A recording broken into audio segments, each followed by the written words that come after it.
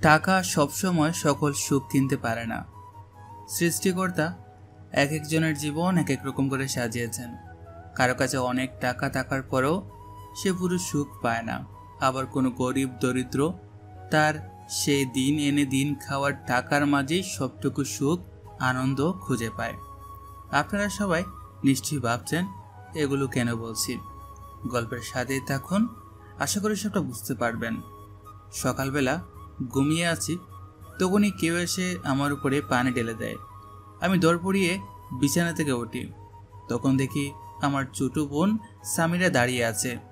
কি রে নবাবজাদা, এত ঘুম কিসে? সকাল কয়টা বাজে দেখেছিস? সামিরা, আমি তোর বড় ভাই, একটু সম্মান দিয়ে কথা বল। এসেছে বড় ভাই। তুই হয়তো ভুলে যাচ্ছিস এ বাড়ির সবাই তোকে চাকর হিসেবেই দেখে, আর একজন চাকর কিনা আমার বড় ভাই, শুনতেও হাসি পাচ্ছে। এতটা নিচে নেমে গেছিস বোন আমার? পরিবারের সবাই না হয় আমাকে সহ্য করতে পারে না, তুইও তো একটু সুন্দর করে কথাটুকু বলতে পারিস। আমি কি দোষ করেছি বল?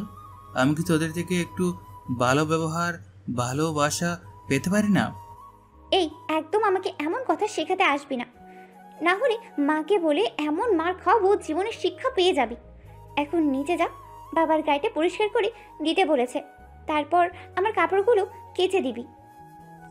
নীল তখন আর কথা না বাড়িয়ে চুপচাপ বিছানা থেকে উঠে যায়।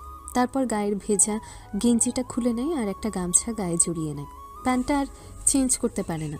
আসলে নীলের এই একটা প্যান্ট আর একটা গেঞ্জি আছে, তাও আবার তার বড় ভাইয়ের পুরাতন আর একটা ছেঁড়া লুঙ্গি আছে। এগুলো দিয়ে কোনো মতেই নীলের দিনকাল কেটে যাচ্ছে। নীল তখন এভাবে স্টোর রুম থেকে বেরোই, আপনাদের তো বলাই হলো না। নীলের নিজস্ব কোনো থাকার রুম নেই। স্টোর রুমটাতে কোনো মতে দিনকাল কাটাচ্ছে নীল। নীল ড্রয়িং রুমের পাশ কাটিয়ে যখন বাহিরে গাড়ি ধুতে যাচ্ছিল, তখনই তার বাবার কণ্ঠ। এই চাকর শোন, ভালো করে আমার গাড়ি পরিষ্কার করবি, গাড়িতে যেন একটা দাগও না থাকে। নীল হ্যাঁ বোধক মাথা নাড়ায়, তারপর বাহিরে চলে যায়। নীলের ভাবিও তখন সেখানে ছিল, তখনও কিছু বলে না, শুধু নীলের নিষ্পাপ মুখের দিকে তাকিয়েছিল। বাহিরে এসে নীল গ্যারেজ থেকে জিনিসপত্র নিয়ে গাড়ি পরিষ্কার করা শুরু করে। নীল গাড়ি পরিষ্কার করছিল আর হাসছিল। এটা কোনো আনন্দের হাসি নয়, এটা হচ্ছে হতাশা, কষ্ট আর বুকের ভেতরে থাকা ব্যথার হাসি। নীল গাড়ি পরিষ্কার করার সময় ভুলবশত লোহার নুড়ি দিয়ে গাড়ি মোছা শুরু করে। নীল জানতো না নুড়িটা লোহার ছিল, কিন্তু তখনই নীলের চোখ সেদিকে যায়। নীল অবাক হয়ে যায়, গাড়ির কিছুটা রং উঠে গিয়েছে। উপরে বেলকনি থেকে সামিরা এটা দেখতে পায়। সে তাড়াতাড়ি তার বাবাকে আর বড় ভাইয়া অর্থাৎ আবিরকে নিয়ে আসে। পেছন পেছন নীলের মা আর ভাবিও আসেন। নীলের বাবা আর আবির তো গাড়ির এই অবস্থা দেখে রেগে যায়। বাবা, ভাইয়া, আমি ভালো করে দেখেছি, এ চাকর ইচ্ছা করেই গাড়ির রং উঠিয়েছে। এ কথা শুনে আবির রেগে নীলের গালে একটা থাপ্পড় মেরে দেয়। ছোট লোক, তোর এত বড় সাহস! তুই জানিস এই গাড়ির দাম কত? তোকে 10 বার বিক্রি করলেও এই গাড়ির চাকার দাম পাওয়া যাবে না। আবিরের থাপ্পড়ের তীব্রতা নীলের গাল ছাপিয়ে কানে এসে বাঁচল। সে স্তব্ধ হয়ে দাঁড়িয়ে রইল। তার চোখে কোনো রাগ বা প্রতিবাদ ছিল না, ছিল এক শুধু গভীর নিথর প্রশ্ন। কেন কেন তার সাথেই এমনটা হয়? ভাইয়া, আমি আমি ইচ্ছে করে করিনি, ভুল হয়ে গেছে। ভুল? তোর মতো চাকরদের কাছে একটা গাড়ির সামান্য আঁচড়ও ভুল। তুই জানিস এই সামান্য আঁচড় সারাতে কত টাকা লাগবে? এই বাড়িতে খেয়ে পড়ে আছিস, তারপরেও তোর সাহস হয় আমাদের ক্ষতি করার? যথেষ্ট হয়েছে আবির, এই ছোট লোকের সাথে আর কথা বলিস না। নীল, আমি অনেক সহ্য করেছি তোর এই ঢং। তোকে এই বাড়িতে শুধু কাজ করার জন্যই রাখা হয়েছে, কিন্তু তুই কাজের বদলে ক্ষতি করছিস। তোর জন্য এই বাড়ির আর সব ভালো জিনিসের ক্ষতি হোক, সেটা আমি চাই না। নীলের বাবা আহমেদ সাহেবের কথা শেষ হলে পাশ থেকে নীলের মা তারা বেগম বলেন, হ্যাঁ, একদম ঠিক বলেছ। কালকের দিনটা দেখলি না, ড্রয়িং রুমের ফুলদানিটা কিভাবে ভেঙে দিল? আর কদিন আগে আমার স্বাদের শোপিসটা। ও একটা অলক্ষী। আমার তো মনে হয় ও এই বাড়িতে থাকলে আমরা ধীরে ধীরে সব হারাবো। বাবা, হয়তো হয়তো সত্যিই ভুলবশত হয়েছে। নীল তো খারাপ ছেলে না। ও ভাবি, তোমার আবার এখন কেন এত দরদ? তোমার কি মনে হয় না ও আমাদের ভালো দেখতে পারে না? ও তো সব সময় চায় আমাদের কিছু একটা ক্ষতি হোক। তুমি ভেতরে যাও রাইসা, তোমার নরম মনের সুযোগ নিতে পারে এই ছেলেটা। সবাই যখন নীলকে অপবাদ আর অপমান করছিল, নীল তখন শুধু দেখছিল তার শৈশবের খেলার সাথী, তার রক্ত সম্পর্কীয় বোন সামিরা এবং তার নিজের মা কেমন করে তাকে মিথ্যে দোষারোপ করছে। তার মনে হচ্ছিল এই বাড়িটা আসলে বরফের টুকরোই তৈরি, যেখানে ভালোবাসার কোনো উষ্ণতা প্রবেশ করতে পারে না। বাবা, মা, তোমরা প্লিজ আমায় ক্ষমা করে দাও, আমি আর এরকম করব না। এই, তোকে না বারণ করেছি আমাকে মা বলে ডাকবি না? তারপরেও তোর ওই নোংরা মুখে কেন আমাকে ডাকিস? আর কোনোদিন যদি দেখি তাহলে সেদিন বুঝবি। একদম ঠিক, তুই আমাদের কোনো ছেলে না, তুই শুধু এই বাড়ির চাকর। এখন সর আমার গাড়ির কাছ থেকে। তোর ওই নোংরা হাত দিয়ে আমার গাড়িটা পরিষ্কার করতে দেওয়া আমার সবচেয়ে বড় ভুল হয়েছে। এই বলে আহমেদ সাহেব অর্থাৎ নীলের বাবা তাকে সেখান থেকে ঘাড় ধাক্কা দিয়ে সরিয়ে দেয়। নীল চুপচাপ বাড়ির ভেতর চলে যায়, তার চোখ দিয়ে অশ্রু ফোঁটা টপটপ করে মাটিতে পড়ছিল। অন্যদিকে বাহিরে বাড়ির সবাই গাড়ির সামনে দাঁড়িয়ে হাসছে। চাকরটাকে অনেকদিন পর ভালো করে একটা থাপ্পড় দিলাম, সেই লেগেছে। হ্যাঁ ভাইয়া, আমারও ভালোই লেগেছে। যাই করছে এই আপদটাকে তো বাড়ি থেকে তাড়াতে পারছি না। বাড়ি থেকে তাড়াতে পারলেই যেন মুক্তি পেতাম। আরে এটা নিয়ে টেনশন করো না তো, একদিন সুযোগ বুঝে ঠিক আপদটাকে বিদায় করে দেব। তারা এগুলোই বলছিল, এদিকে নীল গেস্ট রুমে দাঁড়িয়ে তার চোখের জল ফেলছিল। নীল তখন তার চোখের এক ফোঁটা জল হাতে নিয়ে মনে মনে বলে, কাজের জন্য এই চোখের পানি ফেলছি, যাদের কাছে আমার কোনো মূল্য নেই, যাদের কাছে আমি শুধু একজন চাকর। নীল এগুলোই ভাবছিল, তখনই তার কাঁধে কারো হাতের স্পর্শ পেয়ে পেছনে তাকায়। তার ভাবি এসেছে। নীল তাড়াতাড়ি তার চোখের পানিগুলো মুছিয়ে মুখে একটা হাসি রেখা টেনে বলে, কি ভাবি, কিছু কি লাগবে? আমার সাথে একদম নাটক করবি না নীল।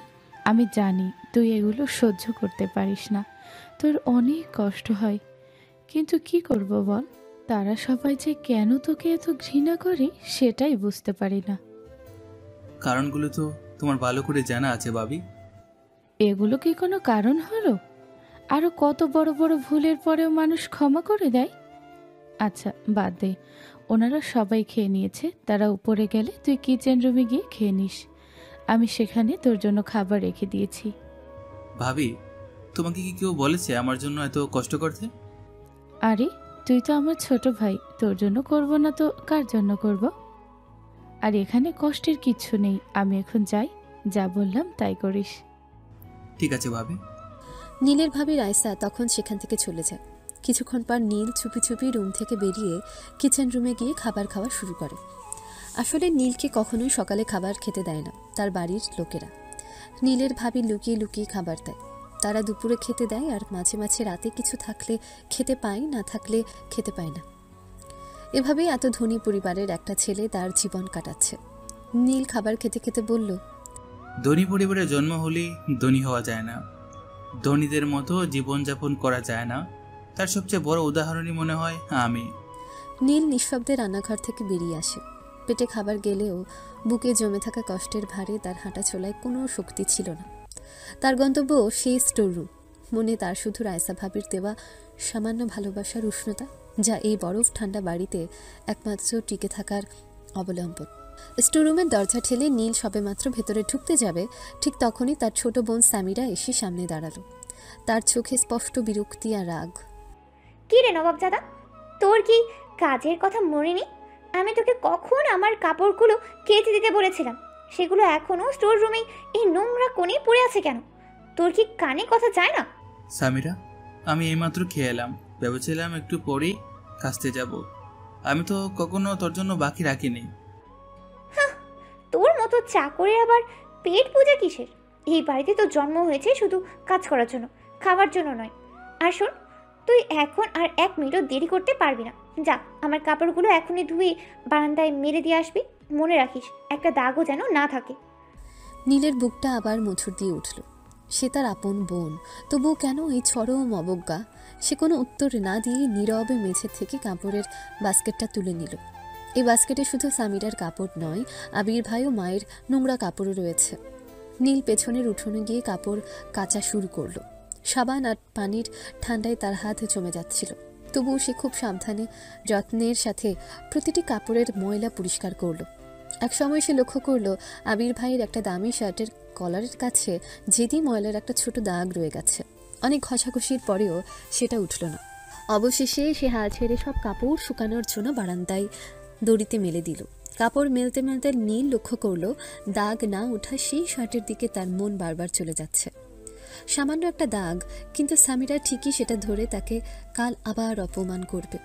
সে নিজের অক্ষমতার জন্য নিজেই কষ্ট পেল। নীল বারান্দা থেকে স্টোররুমের দিকে ফিরতেই সামিরার সামনে এসে দাঁড়ালো। কি রে, সব কাপড় ধুয়েছিস তো? আমার কাপড়গুলো ভালোভাবে শুকিয়ে যেন ইস্ত্রি করা থাকে, নাইলে তোর খবর আছে। হ্যাঁ সামিরা, সব পরিষ্কার করে মেলে দিয়েছি। সামিরা তখন দড়িতে থাকা কাপড়ের দিকে চোখ বুলিয়ে হঠাৎ আবিরের শার্টের দিকে তাকালো। সেই শার্টের কলারের কাছে সেই জেদি ময়লার সামান্য দাগটা দেখতে পেল। এই কি করেছিস তুই? এই দেখ, আবির ভাইয়ের শার্টের কলারটা, দাগটা এখনো রয়েছে। তোর চোখে কি কম দেখা যায়, নাকি তুই ইচ্ছাকৃতভাবেই ময়লা রেখেছিস? সামিরা, আমি অনেক চেষ্টা করেছি, দাগটা খুব জেদি ছিল। আমি আমি ক্ষমা প্রার্থী। চুপ কর, তোর মতো চাকরদের কাজই হলো ফাঁকি দেওয়া। শোন, কালকের মধ্যে এই শার্টের দাগ যদি না ওঠে আর বাড়ির কোনো কাজে যদি সামান্য ভুল হয়। সামিরা নীলের গালে একটা চিমটি কেটে দিল। এতে নীলের গালে লাল হয়ে গেল। এই, তোকে একটা কথা বলে রাখলাম, কাল যদি এই দাগ না ওঠে বা তুই যদি কালকের মধ্যে এই বাড়ির কোনো কাজে সামান্য ভুল করিস, তাহলে আমি মাকে বলবো তুই ইচ্ছাকৃতভাবেই বাড়ির ক্ষতি করছিস। তখন কিন্তু তোকে তাড়ানোর জন্য আর কেউ আটকাতে পারবে না। সামিরা নীলকে একটা কঠিন হুমকি দিয়ে হনহন করে ভেতরে চলে গেল। নীল সেই বারান্দায় দাঁড়িয়ে থাকলো।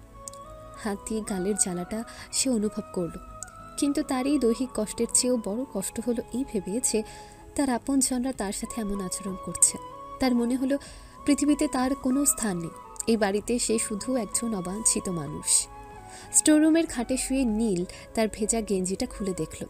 থাপ্পড়ের আঘাতের কারণে তার গালটা তখনও লাল হয়ে আছে। সে বালিশে মুখ গুজে নিঃশব্দে কাঁদতে শুরু করলো। আমি কি করলে তোমরা আমাকে মানুষ হিসেবে দেখবে? একটা সামান্য দাগ, আর তার জন্য এত অপমান? আমার কি কোনো দোষ নেই? কেন শুধু আমাকেই এমন জীবনযাপন করতে হচ্ছে? রাতের গভীরতা বাড়তে থাকে। বাইরে চারপাশের বিলাসবহুল বাড়িতে তখন সুখ আর শান্তির ঘুম, কিন্তু স্টোররুমের সে ছোট্ট অন্ধকার কোণে নীল শুধু অসহ্য যন্ত্রণায় ছটফট করছিল। এই জীবন থেকে মুক্তি পাওয়ার কোনো রাস্তা সে দেখতে পাচ্ছিল না। তার মনে হলো ধনী হওয়া হয়তো তার ভাগ্যে লেখা ছিল, কিন্তু সম্মান পাওয়া বা ভালোবাসা পাওয়াটা হয়তো তার জীবনের অভিধানে নেই। সামিরা চলে যাওয়ার পর নীল সেই বারান্দায় কিছুক্ষণ স্থির হয়ে দাঁড়িয়ে রইল। গালের জ্বালা আর মনের কষ্ট তাকে একই সাথে বিদ্ধ করছিল। এ বাড়িতে তার জীবনের একমাত্র পরিচয় হলো চাকর এবং অপয়া। সে জানে এই অপমানের কোনো শেষ নেই। এক সময় সে ধীরে ধীরে স্টোররুমের দিকে এগিয়ে গেল। ভেজা চোখে ক্লান্ত শরীরে নিজের ছেঁড়া তোষকের উপর শুয়ে পড়ল। নীল চোখ বুঝল, কিন্তু ঘুম এলো না। তার মনে তখনও শুধু পুরনো দিনের সেই সব কথা ভিড় করে আসছিল, যে কারণে সে আজ তার নিজের বাড়িতে পরবাসী। দর্শকরা, এই ভাগে চলুন আমরা নীলের অতীত থেকে একটু ঘুরে আসি। কেন নীল তার পরিবারের কাছে এত অবহেলিত? আহমেদ সাহেব এবং তারা বেগম বরাবরই রক্ষণশীল সমাজের মানুষ। তাদের প্রথম সন্তান আবির ছেলে হওয়ার পর তারা স্থির করেছিলেন দ্বিতীয় সন্তানটি যেন মেয়ে হয়। তাদের বহুদিনের ইচ্ছে ছিল ঘরে লক্ষ্মীর মতো একটা ফুটফুটে মেয়ে আসুক। যখন তারা নীলের জন্মের সময় নিশ্চিত হলেন যে এটা একটা মেয়ে হবে, তখন তারা নানা ধরনের দামি জিনিসপত্র আর পোশাক কিনে রেখেছিলেন। কিন্তু হাসপাতাল থেকে খবর এলো তাদের দ্বিতীয় সন্তানও পুত্র। নীলের জন্মের খবরটা পুরো পরিবারে এক শীতলতা নিয়ে এসেছিল। তারা বেগম তো প্রসবের কষ্ট ভুলে হাউ হাউ করে কেঁদে উঠেছিলেন। আহমেদ সাহেব তার সন্তানকে প্রথম দিন দেখতে যাননি, কারণ তিনি একে আশাভঙ্গ হিসেবে দেখছিলেন। তাদের কাছে মনে হলো নীল যেন তাদের সকল আকাঙ্ক্ষার মৃত্যু নিয়ে জন্ম নিয়েছে। কিন্তু আসল অভিশাপ আসে আরও 2 বছর পর। যখন নীলের বয়স মাত্র 2 বছর, তখন তাদের পরিবারের কর্তা নীলের দাদা খুব অসুস্থ হয়ে পড়েন। দাদা নীলকে ভীষণ ভালোবাসতেন। অসুস্থতার মাঝেও তিনি নীলকে কাছে ডাকতেন এবং খেলতেন। এক বৃষ্টি ভেজা সকালে দাদা অসুস্থ হয়ে বিছানায় শুয়েছিলেন। নীল তখন হামাগুড়ি দিয়ে দাদার খাটের কাছে যায়। খেলতে খেলতে নীল দাদার পাশে রাখা জলের গ্লাসটা ভুলে ফেলে দেয়। মুহূর্তের অসাবধানতায় গ্লাসের কাঁচটা ভেঙে যায় এবং জল ছিটে গিয়ে দাদার মুখও বুকে পড়ে। ওই দিন বিকেলবেলায় নীলের দাদা হঠাৎ হৃদরোগে আক্রান্ত হয়ে মারা যান। পরিবারের সবাই যখন শোকস্তব্ধ, ঠিক তখনই নীলের মা তারা বেগম চিৎকার করে কাঁদতে কাঁদতে একটা কথা বললেন, আমার ছেলেটা অপয়া অলক্ষী, ওর জন্যই আমার বাবা চলে গেলেন। বাবার মুখে যখন শেষ জলটা দিতে পারলাম না, তার ঠিক আগেই ও জল ফেলে দিয়ে কাজ ভেঙে অশুভ লক্ষণ নিয়ে এসেছিল। ও আমাদের পরিবারের জন্য ভালো না। সেই দিন থেকে সেই সামান্য দুর্ঘটনাটি নীলের জীবনের সবচেয়ে বড় অভিশাপ হয়ে দাঁড়ালো। পরিবারের সবাই, বিশেষ করে আহমেদ সাহেব এবং তারা বেগম, দৃঢ়ভাবে বিশ্বাস করতে শুরু করলেন যে নীলই তাদের বাবার মৃত্যুর কারণ। তারা তাকে অপয়া এবং অলক্ষী বলে ডাকতে শুরু করলেন। তার উপস্থিতি মানে অশুভ কিছু ঘটবে, এ ধারণা তাদের মনে গেঁথেছে। এ কারণে তাদের মনের ভেতরে থাকা আকাঙ্ক্ষিত মেয়ের জন্ম না হওয়ার পুরনো ক্ষোভ, বাবার মৃত্যুর শোক আর এই অশুভ তকমা সব মিলিয়ে তারা নীলকে তাদের ছেলে হিসেবে নয়, বরং এক বোঝা, এক চাকর হিসেবে দেখতে শুরু করলেন। একমাত্র রাইসা ভাবি এই অন্ধ কুসংস্কার থেকে দূরে ছিলেন। তাহলে চলুন গল্পে ফিরি। বালিশে মুখ গুজে কাঁদতে কাঁদতে নীল তার অতীতের সেই অভিশাপের কথাগুলো মনে করতে পারছিল না, কিন্তু তার অবচেতন মন জানত তাদের এই ঘৃণার জন্ম বহু আগে। তার কোনো দোষ নেই, তবুও সে দোষী। সে উঠে বসল। স্টোররুমের সামান্য জানলা দিয়ে সে বাইরের অন্ধকার দেখল। সে অন্ধকারে সে তার ভবিষ্যৎ খুঁজতে চাইল। আর কতদিন এভাবে, আর কতদিন আমাকে এই বাড়িতে এই অপমান আর ঘৃণা সহ্য করতে হবে? আমাকে কোনো একটা উপায় খুঁজে বের করতেই হবে, প্রমাণ করতেই হবে আমি অপয়া নই। নীল তখন স্থির হয়ে একটা গভীর প্রতিজ্ঞা করল। কালকের দিনটা তার কাছে শুধু আরেকটা কাজ করার দিন নয়, এটা তার ধৈর্য এবং সহনশীলতার শেষ পরীক্ষা। সে আর কোনো ভুল করবে না, কারণ সে জানে তার প্রতিটি ভুল এই পরিবারের তাকে আরও বেশি ঘৃণা করার অজুহাত তৈরি করে দেয়। বাড়ি তখন গভীর রাত, সমস্ত শহরে শান্তি নেমে এসেছে, কিন্তু এ বাড়ির স্টোররুমের অন্ধকারে এক অবহেলিত ছেলে তার ভেতরের সমস্ত যন্ত্রণা নিয়ে জেগে আছে।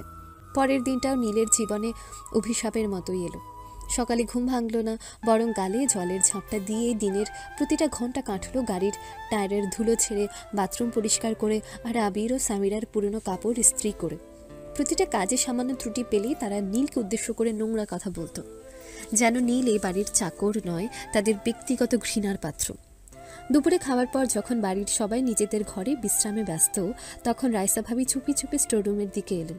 নীল তখন অবসন্ন শরীরে বিছানায় আছোয়া হয়েছিল। এই নীল, কি ভাবছিস? তোর চোখ দুটো এত লাল কেন? কাল সামিয়া তোকে কিছু বলেছে বুঝি? না ভাবি, কিছু না। তোমার কষ্ট করা কি দরকার ছিল? তুমি তো জানো এখানে তোমার আসা উচিত না। কেন আসবো না? তুই ছাড়া এ বাড়িতে আমার আর কে আছে বল?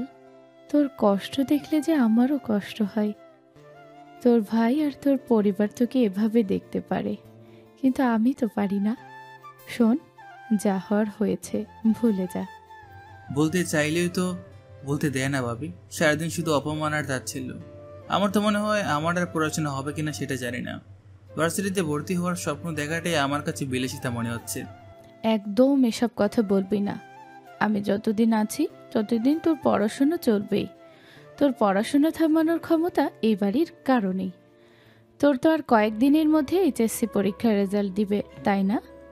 হ্যাঁ, খুব তাড়াতাড়ি দেব, কিন্তু রেজাল্টের পর ভার্সিটি ভয় লাগছে ভাবি। যদি রেজাল্ট ভালো না হয়? তোর রেজাল্ট ভালোই হবে। তুই এত ভালো ছাত্র, তুই বরং এখন থেকেই চিন্তা কর কোথায় ভর্তি হবি। তুই তো খুব ভালো ছাত্র, নিশ্চয়ই ভালো কোনো সাবজেক্ট পাবি। এখনো ঠিক করিনি ভাবি। আমার সব স্বপ্ন তো এই বাড়ির চার দেয়ালের অপমান আর কলেজের আড়ালে ঢাকা পড়ে আছে। শোন, স্বপ্নকে আটকে রাখিস না। তোর রেজাল্ট ভালো হলেই আমি তোকে ফর্মে হাত দিতে দেব। আমি তোকে সাহায্য করব। মনে রাখিস, লেখাপড়াটাই তোর মুক্তি, এই বাড়ির ঘৃণা থেকে মুক্তি। বন্ধুরা, আপনাদের তো বলতেই মনে ছিল না, নীল কিন্তু এখনও তার পড়াশোনা চালিয়ে যাচ্ছে। সেইবার এইচএসসি পরীক্ষা দিয়েছে এবং রেজাল্ট প্রকাশের অপেক্ষায় আছে। নীলের এই কষ্টের জীবন একমাত্র আলোর রেখা রাইসা ভাবি। রাইসা ভাবি লুকিয়ে তাকে পরীক্ষার ফি এবং পড়াশোনার সব খরচ দেন। তাছাড়া নীল জন্মগতভাবে ট্যালেন্টেড স্টুডেন্ট হওয়ায় সে কলেজ থেকে স্কলারশিপও পেয়েছে, তাই তার বেশি একটা খরচ লাগেনি। তবে তার এই পড়াশোনার খবর বাড়ির অন্য কেউ জানে না। এখন যা, মুখটা ধুয়ে আয়। আর মন খারাপ করিস না, এই সময়টা তাড়াতাড়ি কেটে যাবে। ধন্যবাদ ভাবি, তুমি না থাকলে হয়তো এতদিন আমি। চুপ, আমি এখন যাই। কেউ যদি দেখে ফেলে তাহলে আবার নতুন সমস্যা হবে। সাবধানে থাকিস। রাইসা ভাবি ঘর থেকে বেরিয়ে যাওয়ার পর নীল যেন একটু কিছুটা স্বস্তি পেল, কিন্তু কিছুক্ষণের মধ্যে তার সেই স্বস্তি আবার চাপা পড়ে গেল এই বাড়ির দমবন্ধ করা পরিবেশে। আবির ভাইয়ের জন্য চা বানানো, বাবার জুতো পলিশ করা আর মায়ের ফরমাইশি কাজগুলো করতে করতে দিন কাটতে লাগলো। তো এভাবেই এক সপ্তাহ চলেছে।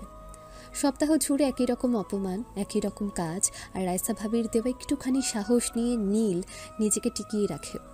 এক সপ্তাহ পর সেদিন সন্ধ্যাবেলা নীল দিনের সমস্ত কাজ শেষ করে সবেমাত্র বাড়ির ছাদে কাপড় তুলতে গিয়েছিল। আকাশ তখনও পুরোপুরি অন্ধকার হয়নি, মাগরিবের আজানের সময় আসন্ন।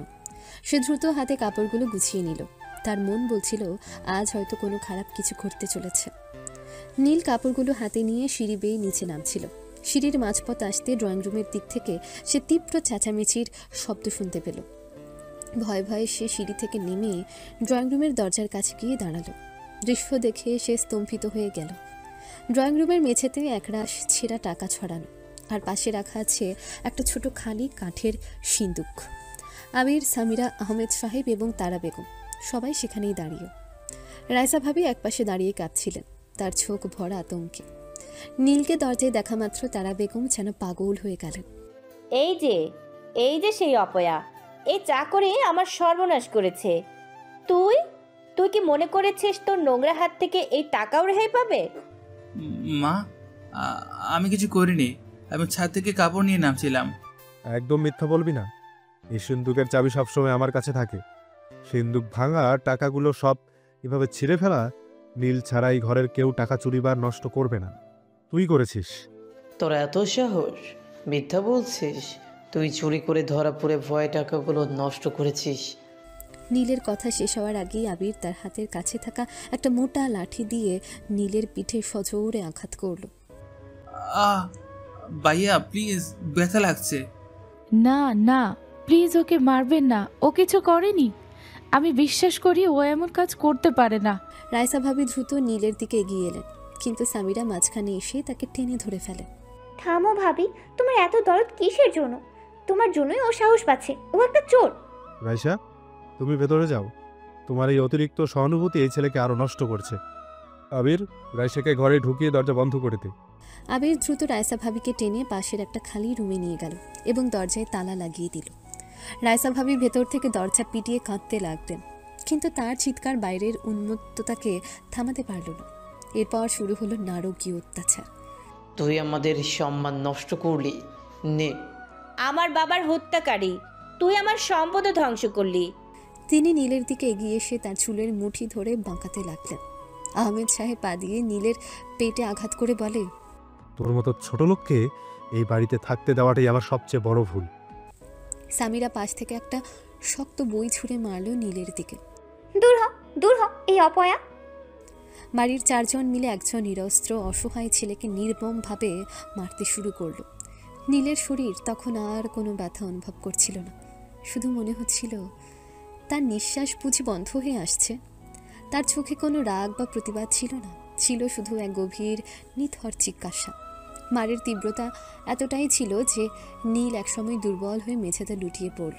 তার সমস্ত শরীর তখন জ্বালাপোড়া করছে, শ্বাস নিতেও কষ্ট হচ্ছে। সে শেষবারের মতো করুণ দৃষ্টিতে আবিরদের দিকে তাকালো, তারপর তার চোখ বন্ধ হয়ে গেল। তার দেহ নিথর হয়ে মেঝের ছেঁড়া টাকার উপরে পড়ে রইল। আবির হাঁপাতে হাঁপাতে লাঠিটা দূরে ছুঁড়ে ফেলে দিল। যথেষ্ট হয়েছে, ওকে আর মারার দরকার নেই। মরে গেলে ঝামেলা বাড়বে। আলো নিভিয়ে দে। তারা বেগম, আবির এবং সামিরা সবাই তখন জ্ঞান হারালো নীলের দিকে এক ঝলক তাকিয়ে নিজেদের ঘরগুলোর দিকে, তারপর হাঁটা ধরল। তারা ঘরের আলো নিভিয়ে দিল। জ্ঞান হারানো নীলের নিথর দেহ এবং ছেঁড়া টাকাগুলো সেই ড্রয়িং রুমের অন্ধকারে একা পড়ে রইল। পাশের রুম থেকে রাইসা ভাবির চাপা কান্নার শব্দ ভেসে আসছিল, কিন্তু কেউ সেই অন্ধকারে নীলকে তোলার মতো ছিল না। জ্ঞান হারানোর পর কতক্ষণ সেই ঠান্ডা মেঝেতে পড়েছিল নীল সে জানে না। যখন তার জ্ঞান ফিরল তখন গভীর রাত। বাইরের ঘড়িতে হয়তো রাত 2টো ছুঁই ছুঁই। সারা শরীরে অসহ্য যন্ত্রণা, মনে হচ্ছে দেহের প্রতিটা হাড় বুঝি ভেঙে চুরমার হয়ে গেছে। বহু কষ্টে নীল কনুয়ে ভর দিয়ে উঠে বসল। ড্রয়িং রুমের গাঢ় অন্ধকারে ছেঁড়া টাকা আর তার যন্ত্রণাই ছিল একমাত্র সঙ্গী। পাশের রুম থেকে রাইসা ভাবির চাপা কান্নার শব্দ তখনও ভেসে আসছিল। নীল কোনো মতে হামাগুড়ি দিয়ে সিঁড়ির দিকে এগিয়ে গেল। সে ধীরে ধীরে স্টোররুমের দিকে গেল। সেখানে গিয়ে সে তার ভেজা গেঞ্জিটা পরিবর্তন করলো, কিন্তু সারা শরীরে যন্ত্রণার কারণে তার মনে হলো এভাবে আর এক মুহূর্ত এই নরকে থাকা অসম্ভব। সে তখন একটা ছোট নোটবুক আর পেন খুঁজে বের করলো। অনেক কষ্টে কাপা হাতে সে টেবিলে ঝুঁকে লিখতে শুরু করলো। তার চোখের জল গড়িয়ে কাগজের উপর পড়ছিল, কিন্তু সে থামল না। তাকে দুটো চিঠি লিখতে হবে। চিঠি লিখেছে নীল বাবা, মা, ভাই বোনের উদ্দেশ্যে। বাবা, মা, আবির ভাই, সামিরা, জানি আমার এই চিঠিটা পড়ার পর আপনারা হয়তো হাসবেন বা আরও একবার বলবেন ভালোই হয়েছে, এই আপদ দূর হয়েছে। আমি জানি আপনাদের কাছে আমি চাকর, চোর এবং অপয়া। মা, আপনি আমাকে মা বলে ডাকতেও বারণ করেছেন, তবুও এই চিঠি লেখার সময় আমার মুখ দিয়ে বারবার মা শব্দটি আসছে। আপনাদের কাছে আমার একটাই প্রশ্ন, আমি কি কখনো আপনাদের সন্তান ছিলাম না? বাবার কাছে, ভাইয়ের কাছে বা আমার ছোট বোন সামিরার কাছে কেন আমি একটু ভালোবাসা, একটু সম্মান পেলাম না?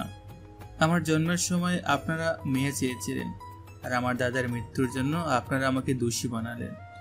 আমি আপনাদের বোঝাতে চেয়েছি আমি নিরপরাধ, কিন্তু আজ আমার শরীরটা যত না ব্যথা করছে, তার চেয়ে বেশি ব্যথা করছে এই মিথ্যা অপবাদ আর অপমানের ঘৃণায়। আজ আমি চলে যাচ্ছি, এমন একটা জায়গা থেকে যাচ্ছি যেখানে আমার কোনো অস্তিত্বই নেই। আপনাদের সম্পদ নষ্ট করে দেইনি, চুরিও করেনি, কিন্তু আমার জীবনের সবচেয়ে মূল্যবান সম্পদ আপনাদের ভালোবাসা আপনারা অনেক আগে কেড়ে নিয়েছেন। আমি প্রার্থনা করি আমার চলে যাওয়ায় আপনারা শান্তি পান, আর আশা করি আমার অনুপস্থিতিতে আপনাদের সংসারে সব অশুভ দূর হয়ে যাক। ভালো থাকবেন সবাই। বিদায়, আপনাদের অবহেলিত সন্তান নীল। চিঠি 2 লিখেছে রাইসা ভাবির উদ্দেশ্যে। প্রিয় ভাবি, যখন তুমি এই চিঠিটা পড়বে আমি তখন অনেক দূরে, এই বাড়ির ঘৃণা থেকে অনেক দূরে। ভাবি, এই নরকের মধ্যে তুমি ছিলে আমার কাছে বেহেশতের দরজা। তোমার দেওয়া লুকিয়ে রাখা খাবার, তোমার সাহস আর তোমার বিশ্বাস, এগুলি আমার জীবনের একমাত্র সঞ্চয়। তুমি আমাকে শিখিয়েছো আমি অপয়া নই। তোমার দেওয়া সামান্য কিছু টাকা আর এই সামান্য পড়াশোনাটুকুই আজ আমার সম্বল। তোমার কারণেই আমি স্বপ্ন দেখতে শিখেছি। তুমি আমাকে বাঁচাতে চেয়েছিলে, কিন্তু পারোনি। প্লিজ নিজেকে দোষ দিও না। আমি জানি তুমি আমাকে কতটা ভালোবাসো। আমার জীবনের এই নতুন পথ চলার তোমার ঋণ আমি কোনোদিনও ভুলবো না। জানি না কবে ফিরতে পারবো, কিন্তু যখনই ফিরবো সেদিন তোমার ভালোবাসার মূল্য রাখবই। আমার জন্য তো টেনশন করার মতো কেউ নেই, শুধু তুমি আছো। আর তাই তোমাকে বলে দিচ্ছি, আমার জন্য একদম টেনশন করবে না। আমি তোমার দোয়ায় ভালো থাকবো। তুমি ভালো থেকো, সুখে থেকো। চিরকৃতজ্ঞ, নীল। চিঠি 2টি লিখে নীল অতি সাবধানে তার ভেজা চোখ মুছে নিল। সে তার সামান্য ছেঁড়া লুঙ্গি আর পুরনো গেঞ্জি ছাড়া আর কিছুই নিল না। পকেটে একটা টাকাও নেই। এটাই তার মুক্তি। সে নিঃশব্দে স্টোররুম থেকে বেরিয়ে পেছনের দরজা দিয়ে বাড়ির গেটের দিকে এগিয়ে গেল। দারোয়ান তখন তার চেয়ারে বসে গভীর ঘুমে আচ্ছন্ন। নীল গেট থেকে বেরিয়ে এলো। সে পেছন ফিরে তার বিশাল বাড়ির দিকে একবার চোখ বুলিয়ে নিল। তার জন্মভূমি, কিন্তু তার নয়। তার চোখ দিয়ে টপ টপ করে অশ্রুফোঁটা মাটিতে পড়ছিল। এই জল আর অপমানের নয়, এই জল ছিল জীবনের এক কঠিন বিদায়ের। নীল রাস্তা ধরে হাঁটতে থাকে। তার সারা শরীর ব্যথা করছিল, প্রতি পদক্ষেপে যন্ত্রণা হচ্ছিল, কিন্তু সে থামল না। সে শুধু হাঁটতেই থাকলো, সে অজানা গন্তব্যের দিকে, যেখানে হয়তো কোনো একদিন তাকে মানুষ হিসেবে সম্মান দেওয়া হবে। হঠাৎ সে আর পারল না। শরীরের যন্ত্রণা আর দুর্বলতা তাকে গ্রাস করল। নীল জ্ঞান হারিয়ে রাস্তার ধুলোই মাটিতে পড়ে যায়। তারপর আমাদের দৃশ্য পরিবর্তন হয়। পরের দিন সকাল। আহমেদ বাড়ি সকাল 9টা। প্রথমে নীলকে কাজে না দেখে সামিরা চিৎকার শুরু করলো। চাকরটা কোথায় গেল? বাবার জুতো এখনো পলিশ করা হয়নি কেন? কেউ নীলকে দেখতে না পেয়ে সামিরা রাগে গজগজ করতে করতে নীলের স্টোররুমের দিকে যায়। রুমে ঢুকতে এসে বিছানার তোফকের উপর ভাঁজ করা 2টো চিঠি দেখতে পায়। কৌতূহলী হয়ে সামিরা তাড়াতাড়ি চিঠি 2টো তুলে নেয়। সে তখন দ্রুত ড্রয়িং রুমে গেল। সেখানে আহমেদ সাহেব সংবাদপত্র পড়ছিলেন এবং আবির নাস্তার টেবিলে বসেছিল।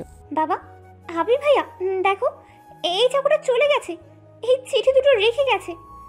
এই কথা শুনেই আবির দ্রুত গিয়ে পাশের রুমের তালা খুলে রায়সা ভাবিকে জোর করে ড্রয়িং রুমে নিয়ে এলো। রায়সা ভাবি তখনও ভয় কাঁপছিলেন। দেখো ভাবি, তোমার সেই আদরের ভাই এখন কি করে গেছে। আবির তখন সামিরার হাত থেকে চিঠি দুটি নিয়ে দ্রুত খোলার নির্দেশ দিল। বাড়ির সবাই তখন উৎকণ্ঠা নিয়ে সেই চিঠি দুটোর দিকে তাকালো। ড্রয়িং রুমে তখন চরম উত্তেজনা।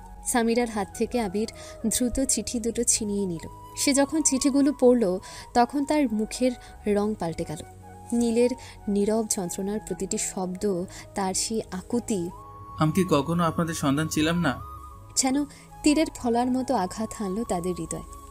চিঠির বিষয়বস্তু বোঝার পর পুরো ঘর জুড়ে নেমে এলো এক ভয়াবহ নিস্তব্ধতা, যা মুহূর্তেই ভেঙে গেল তীব্র কান্নার শব্দে। না না রে নীল, আমার নীল, আমি কি করেছি? আমি আমার সন্তানকে অপয়া বলেছি।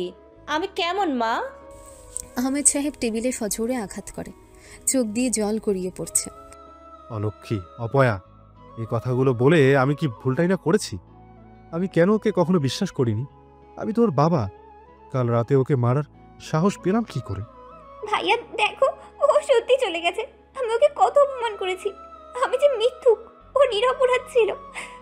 ভালোবাসা কেড়ে নিয়েছেন, ওর গায়ে আমার হাত উঠেছে। কি ভুল, কি অন্যায়! সামান্য টাকার চেয়ে একটা সন্তানের ভালোবাসা অনেক বেশি দামি, আর আমি সেটাই বুঝিনি। ঠিক সেই সময় যখন চারজনের বুকফাটা কান্না আর অনুশোচনায় ড্রয়িং রুম ভারী, তখনই আহমেদ সাহেবের ফোন বেজে উঠল। ফোনের স্ক্রিনে ভেসে উঠল এক অচেনা নাম্বার। হ্যালো, কে বলছেন? আসসালামু আলাইকুম আহমেদ সাহেব, আমি নীলের কলেজের প্রিন্সিপাল বলছি। আপনাকে একটি বিশেষ খবর দিতে ফোন করলাম। কি খবর? নীল নীল কি ঠিক আছে? আরে না না, সে একদম ঠিক আছে। রেজাল্ট বেরিয়েছে। আপনার ছেলে নীল পুরো ঢাকা বোর্ডের প্রথম স্থান অধিকার করেছে। সে শুধু আমাদের কলেজের নয়, পুরো বোর্ডের মুখ উজ্জ্বল করেছে। আমরা তাকে নিয়ে গর্বিত। তার মতো মেধাবী ছেলে আমাদের প্রতিষ্ঠানের সম্পদ। নীলকে আমার পক্ষ থেকে অনেক অনেক শুভেচ্ছা দেবেন। প্রিন্সিপালের এই কথা যেন বজ্রাঘাতের মতো আঘাত হানল তাদের অনুশোচনা জর্জরিত হৃদয়। পুরো ঘরে আবার 1 মিনিটের জন্য পিন পতন নীরবতা। ঢাকা বোর্ডে প্রথম আমার ছেলে? মেধাবী, আমাদের সম্পদ। আহমেদ সাহেব ফোনে কথা শেষ করে ফোনটা হাত থেকে পড়ে গেল। আমরা আবার কি করলাম? একটা হীরাকে আমরা চাকর বলে অপমান করেছি। আমাদের এই সম্পদকে আমরা ফেলে দিলাম। রায়সা ভাবি এতদিন নিজেকে ধরে রেখেছিলেন, কিন্তু এই খবর শোনার পর তিনি আর পারলেন না। তিনি চিৎকার করে কেঁদে উঠলেন। আপনারা কি করলেন? ওকে অপয়া বলেছেন? ও তো আমাদের পরিবারের বরকত, ও তো আমাদের গর্ব। ও ভালো রেজাল্ট করে দেখালো, কিন্তু সেই ভালো ফলটা দেখানোর আগে আপনারা ওকে ঘর থেকে তাড়িয়ে দিলেন কেন? কেন ওর গায়ে হাত তুললেন আপনারা? রাইসা, আমাকে মাফ করে দে মা। আমার চোখ অন্ধ ছিল, আমি আমার সন্তানের মূল্য বুঝিনি। নীল, বাবারে, তুই কোথায় গেলি? আমার প্রথম স্থানাধিকারী সন্তান। নীল, বাবা আমার, তুমি এই অপয়া বাবার ভুলগুলো ক্ষমা করে দাও। তুমি ফিরে এসো। তোমার মতো সন্তানকে আমরা কেন একটা চোরের অপবাদ দিলাম? আমি ওকে মেরেছি, আমি ওর গায়ে হাত তুলেছি। যার মাথা আজ ফুলের মালা দিয়ে সাজানোর কথা, তার শরীরে আমি লাঠি দিয়ে চুরমার করে দিয়েছি। ও যদি ফিরে না আসে, তবে আমি নিজেকে কোনোদিন ক্ষমা করতে পারবো না। সবাই তখন পাগলের মতো কাঁদছিল। তাদের অহংকার, তাদের ভুল ধারণা এবং মিথ্যা অপবাদের কারণে তারা তাদের সবচেয়ে মেধাবী সন্তানকে আজ চিরদিনের জন্য হারিয়ে ফেলেছে। রায়সা ভাবি তখন তার চোখের জল মুছে আবিরের দিকে তাকালেন। এখন কেঁদে লাভ নেই, আমাদের ওকে খুঁজতে হবে। ও চলে যাওয়ার আগে আমাকে বলেছে লেখাপড়াটাই ওর মুক্তি। ও মুক্তি পেয়েছে, কিন্তু আমরা অপরাধী হয়ে এই ঘরে বন্দি হয়ে গেলাম। সে বিশাল আহমেদ বাড়ির ড্রয়িং রুমে তখন শুধু অনুশোচনা আর হাহাকার। তারা তাদের সন্তানকে ফিরিয়ে আনতে চায়, কিন্তু তারা জানে না রাস্তার কোথায় কোন অন্ধকারে পড়ে আছে তাদের সে অবহেলিত কিন্তু মেধাবী সন্তানটি। অনুশোচনা আর হাহাকারে জর্জরিত হয়ে আহমেদ সাহেবের পরিবার তখন দিকবিদিক জ্ঞান শূন্য হয়ে নীলকে খোঁজার জন্য বেরিয়ে পড়ল।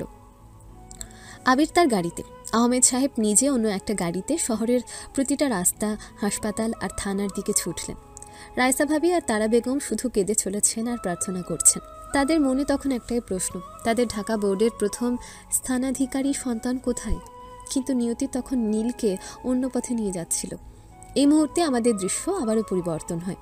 2 দিন পর নীল গভীর ঘুম থেকে জেগে উঠল। 2 দিন পর তার জ্ঞান ফিরল। চোখ খুলে সে নিজেকে হাসপাতালের একটা শীতল কিন্তু বিলাসবহুল ভিআইপি কেবিনে দেখতে পেল। তার হাতে ক্যানোলা লাগানো, যা দিয়ে স্যালাইন দেওয়া হচ্ছে। সে দ্রুত উঠে বসতে গেল। তখনই 2জন নার্স ছুটে এসে উদ্বেগ নিয়ে এগিয়ে এলেন। এ কি, আপনি উঠছেন কেন? আপনাকে উঠতে বারণ করা হয়েছে। আপনি শুয়ে থাকুন। এই মুহূর্তে আপনার উঠা একদমই ঠিক হবে না। নার্সের কথায় নীল বাধ্য হয়ে আবার শুয়ে পড়ল। তার পুরো শরীর তখন সুস্থ লাগছিল, কিন্তু গত রাতের মারের স্মৃতি মনে পড়তেই সে কুঁকড়ে উঠল। কিছুক্ষণের মধ্যে রুমে একজন মধ্যবয়স্ক ভদ্রলোক এবং একজন মহিলা প্রবেশ করলেন। তাদের বয়স এই 40-50-এর মধ্যে হবে। তাদের পোশাক আশাকে আভিজাত্যের ছাপ স্পষ্ট। তাদের দেখে নীল আবার উঠতে গেলে শায়লা চৌধুরী দ্রুত এগিয়ে এসে নীলকে উঠতে বারণ করলেন। না বাবা, তুমি উঠো না, শুয়ে থাকো। কেমন আছো বাবা? এখন অনেকটা ভালো লাগছে তো? জি আলহামদুলিল্লাহ, অনেকটা ভালো লাগছে। কিন্তু আঙ্কেল, আপনাদের তো চিনতে পারলাম না, আপনারা কারা? আমাকে তুমি চিনবে না। আগে বলো, তোমার এই অবস্থা কিভাবে হয়েছিল? তোমাকে যে অবস্থায় রাস্তায় পেলাম। সেটা বলে আর লাভ নেই আঙ্কেল, পুরোনো দিনের কথা ভুলে যাওয়াই ভালো। আচ্ছা, তুমি যেহেতু বলবে না, তাহলে তোমার বাবা মায়ের নাম্বার দাও, আমি তাদের এখানে আসতে বলি। তারা নিশ্চয়ই তোমার জন্য খুব টেনশন করছে। চিন্তা না আঙ্কেল, তারা নিশ্চয়ই আগের থেকে অনেকটা খুশি আছেন। তারা তো একজন অপয়া চাকরের বিদায় চেয়েছিলেন। আচ্ছা, আপনারা আমাকে কোথায় পেয়েছেন? আসলে আরও 2 দিন আগে আমাদের ছেলের জন্মদিন ছিল। ওর নাম ছিল আকাশ।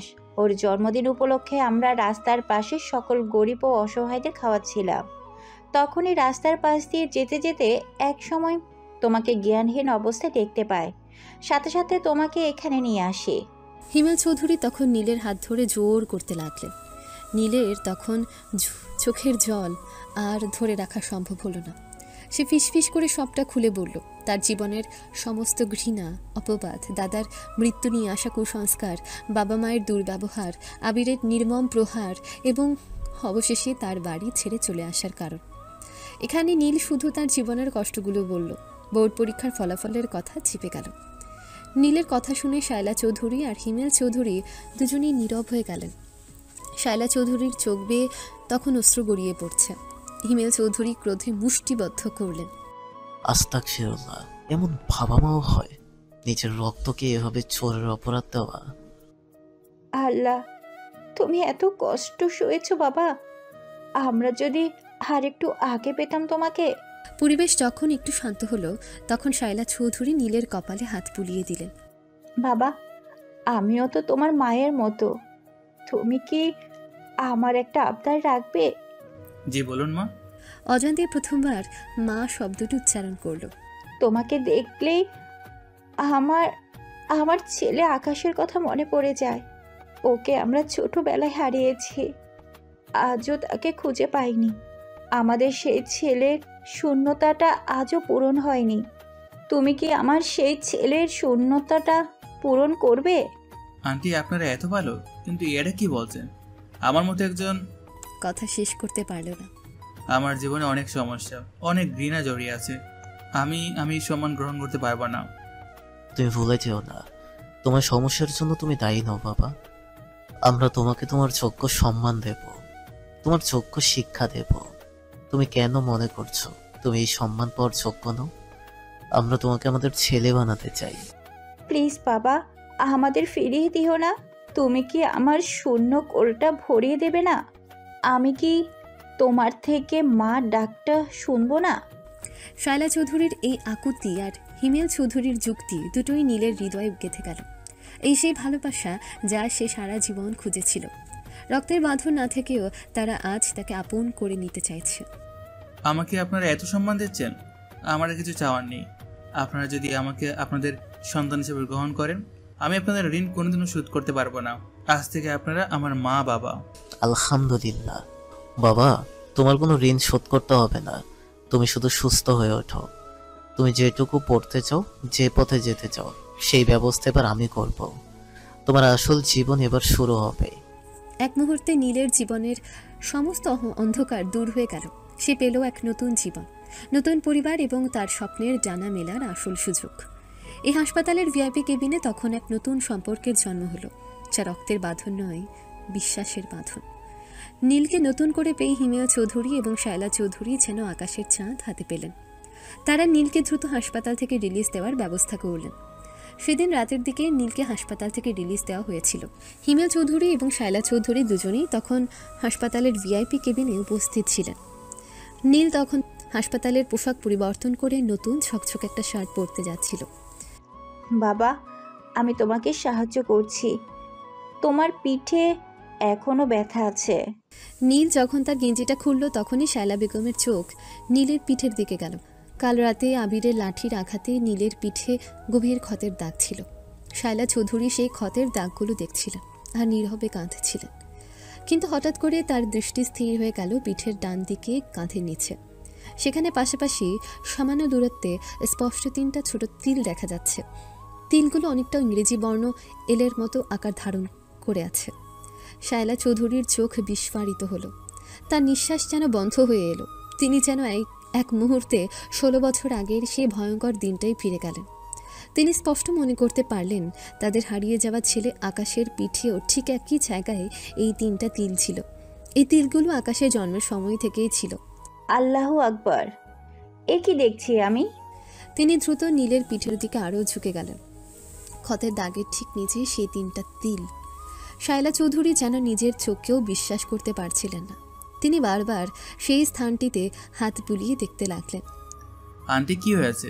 তুমি এমন করছো কেন? কি হলো শায়লা, তুমি এভাবে কাঁপছো কেন? শায়লা চৌধুরী হিমেল চৌধুরীর দিকে ঘুরে কান্নার দমকে কথা বলতে পারছিলেন না। হিমেল, হিমেল, দেখো দেখো ওর পিঠে। হিমেল চৌধুরী অবাক হয়ে নীলের পিঠের দিকে তাকালেন। তিনি শায়লা চৌধুরীর আঙ্গুলের দেখানো স্থানটা দেখলেন সেই 3টা স্পষ্ট তিল। সে চিহ্নের দিকে তাকিয়ে তিনিও স্তব্ধ হয়ে গেলেন। এ তো আকাশের জন্মের চিহ্ন। শায়লা চৌধুরী নীলকে দুহাত দিয়ে জড়িয়ে ধরে হাউমাউ করে কেঁদে উঠলেন। আমার আকাশ, আমার আকাশ ফিরে এসেছে। আমি জানতাম আল্লাহ আমার ছেলেকে ফিরিয়ে দেবেন। শায়লা চৌধুরীর সেই আকুল কান্না নীলকে স্তম্ভিত করে দিল। তার সারা শরীর যেন থরথর করে কাঁপছে। এত বছর পর হঠাৎ কি শুনছে সে? আন্টি, তোমরা কি বলছো? আমি তো নীল, আমি তো... বাবা, তুমি আমাদের আকাশ। আজ থেকে প্রায় 16 বছর আগে তুমি আমাদের বাড়ি থেকে হারিয়ে গিয়েছিলে। তোমাকে অনেক খুঁজেছি কিন্তু পাইনি। তোমার মা ঠিকই বলছেন, এই 3টা তিল তোমার জন্মের সময় থেকেই ছিল। আমরা কখনো ভুলতে পারিনি। সমস্ত ঘটনা শুনে নীল যেন বিশ্বাস করতে পারছিল না যে পরিবারটি তাকে এত ভালোবাসা দিয়েছে সেই তারাই তার আসল পরিবার। নীলও তখন আর নিজেকে ধরে রাখতে পারল না। সে শায়লা চৌধুরীকে শক্ত করে জড়িয়ে ধরল। তার চোখ দিয়ে খুশির অশ্রু ঝরছিল। মা, আমি তো ভাবিনি আমার জীবনে এত বড় আনন্দ অপেক্ষা করছে। আলহামদুলিল্লাহ।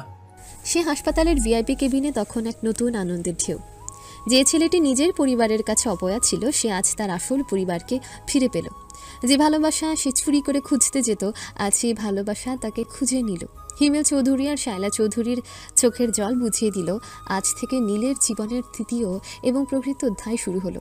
তো দর্শক, এখন থেকে নায়কের নাম নীল থেকে পরিবর্তন করে আকাশ বলা হবে, যেহেতু আকাশই তার আসল নাম। সেই রাতে হাসপাতাল থেকে রিলিজ পাওয়ার পর হিমেল চৌধুরী, শায়লা চৌধুরী এবং তাদের সদ্য ফিরে পাওয়া সন্তান আকাশকে নিয়ে একটা নিরিবিলি 5 তারকা হোটেলে গেলেন। তাদের মন তখন শান্তিতে ভরে আছে। তারা আকাশকে একটা আলাদা রুমে নিয়ে বসলেন, যেখানে শুধু ভালোবাসার গল্প হবে। বাবা, নিজের আসল পরিবার সম্পর্কে তো কিছুই জানিস না। অনেক কিছু জানতে হবে এখন। শুনতে হলে সর্বপ্রথম কথা হচ্ছে, তোর একটা ছোট বোন আছে, ওর নাম তিথি। ও এবার কলেজে উঠবে, তোর থেকে 3 বছরের ছোট। আমার ছোট বোন? কি ভাগ্য। তারপর মূল কথা হচ্ছে, আমাদের পুরো পরিবারের কেউই জানে না যে তুই হারিয়ে গিয়েছিলি, এমনকি তোর ছোট বোনও জানে না। মানে এ কিভাবে সম্ভব বাবা? হ্যাঁ, এটা শুধু আমি আর তোর মা জানি। তোর জন্মের পর থেকে তোর চাচার সম্পত্তি লোভে আমাদের উপর নজর রাখতো, তাই আমরা সবাইকে বলেছিলাম আমার ছেলেকে আমি সবার থেকে দূরে রেখেছি। ওকে আমি আমাদের সাথে রাখিনি। বলেছিলাম আমার অনেক শত্রু আছে, ওরা তোর ক্ষতি করতে পারে। এই মিথ্যা কথা বলেই তো এতগুলো বছর তোকে ছাড়া কাটিয়েছি বাবা। আমাদের প্রতিটি দিন ছিল যন্ত্রণার, কিন্তু এখন আর না। তোকে সবার সামনে আনার সময় এসে গিয়েছে। কিন্তু বাবা, বাইরের মানুষকে বললে সমস্যা হতো বুঝলাম, কিন্তু তুমি পরিবারের কাউকে বলনি কেন? আসলে তোর একমাত্র চাচা তেমন ভালো স্বভাবের না। ও একবার যদি শোনে যে তুই নিখোঁজ ছিলি আর ফিরে এসেছিস, তাহলে কৌশলে সব সম্পত্তি ওর ছেলের নামেই নিয়ে নিবে। কারণ আমাদের পরিবারের নিয়ম হলো ছেলেরা সম্পত্তি পায়, মেয়েরা কিচ্ছু পায় না। আমাদের যদিও সম্পত্তির এত ইচ্ছে নেই, কিন্তু ওটা তো দাদা দাদির সম্পত্তি, আমরা ওটাকে হারাতে পারবো না। দাদা দাদি কি এখনো বেঁচে আছেন? হ্যাঁ, ওনারা বেঁচে আছেন, আর ওনাদের অনেক ইচ্ছা তোকে দেখার জন্য। আমাদের মূল বাড়িও ঢাকাতেই, কিন্তু আমরা এখন আর বাংলাদেশে থাকবো না। আমরা আগামীকাল দুপুরেই কানাডা চলে যাব। কিন্তু কেন এত তাড়াতাড়ি? আরে, তোকে তো বলাই হলো না, আমার প্রধান ব্যবসা হচ্ছে কানাডায়। সেখানে আমি, তোর মা এবং তোর বোন তিথি থাকি। বাংলাদেশে তেমন একটা আশা হয় না। তোর জন্মদিন উপলক্ষে আমরা এসেছিলাম। আমরা দেশে এসেছি এটা কিন্তু পরিবারের কেউই জানে না। তোর ছোট বোন তিথিকে বলেছি আমরা ব্যবসায়িক কাজে অন্য দেশে যাচ্ছি, তাই এখনই ফিরতে হবে। আমরা চাই না তোর চাচা বা তোর দাদা দাদি এখনই জানুক। সবটা বুঝলাম বাবা, কিন্তু আমার তো কোনো পাসপোর্ট বা কাগজপত্র কিছুই নেই, তাহলে আমি কিভাবে যাব? আমি লোক লাগিয়ে দিয়েছি বাবা, তারা জরুরি ভিত্তিতে তোর নতুন জন্ম সনদ থেকে শুরু করে পাসপোর্ট পর্যন্ত সকল কাগজপত্র তৈরি করছে। কাল দুপুরে সব তৈরি হয়ে তোর হাতে চলে আসবে। তুই হিমেল চৌধুরীর ছেলে, তোমার কোনো কাজ আটকে থাকবে না। আকাশ তখন আর কিছু বলল না। সে শুধু গভীর বিশ্বাস আর ভালোবাসার চোখে বাবা মায়ের দিকে তাকিয়ে রইল। রাতে ডিনারের সময় শায়লা চৌধুরী নিজ হাতে আকাশকে খাইয়ে দিলেন। প্রতিটি গ্রাসে ছিল তার 16 বছরের জমা ভালোবাসা। হিমেল চৌধুরী তখন আকাশের পছন্দের খাবারগুলো অর্ডার দিলেন এবং কিছুক্ষণ পরপর আকাশের পিঠের আঘাতের জায়গাটা স্পর্শ করে দেখছিলেন। খাওয়ার পর রাতে হোটেলে নরম বিছানায় শুয়ে আকাশ ছাদের দিকে তাকিয়ে রইল। জীবনটা যেন একটা চরকির মতো করে ঘুরে গেল। যেখানে আমি কাল রাতে রাস্তায় অজ্ঞান হয়ে পড়েছিলাম, সেখানে আজ আমার আসল বাবা মায়ের ভালোবাসা আর পৃথিবীর সবচেয়ে আরামদায়ক বিছানা পেয়েছি। কাল আমি কানাডায়, আমার আসল জীবন, আমার স্বপ্ন এবার শুরু হবে। সে রাতে ঢাকা শহরে অনেক পরিবারই ঘুমিয়েছিল। আহমেদ সাহেবের বাড়িতে চলছিল অনুশোচনার আগুন, আর অন্যদিকে চৌধুরী পরিবারের হোটেলে আকাশ খুঁজে পেয়েছিল জীবনের আসল শান্তি এবং এক নতুন দিগন্ত। পরের দিন দুপুরে হিমেল চৌধুরী নির্ধারিত সময়ে আকাশের হাতে তার সকল নতুন কাগজপত্র তুলে দিলেন। পাসপোর্ট থেকে শুরু করে সবকিছুই নিখুঁত। বাবা মায়ের সাথে কানাডার উদ্দেশ্যে উড়াল দিল আকাশ। যে আকাশ কাল রাতে রাস্তায় পড়েছিল, সে আজ উড়োজাহাজের প্রথম শ্রেণীর আসনে বসে আছে। বিশাল এক যাত্রার পর অবশেষে তারা কানাডা টরন্টো বিমানবন্দরে অবতরণ করল।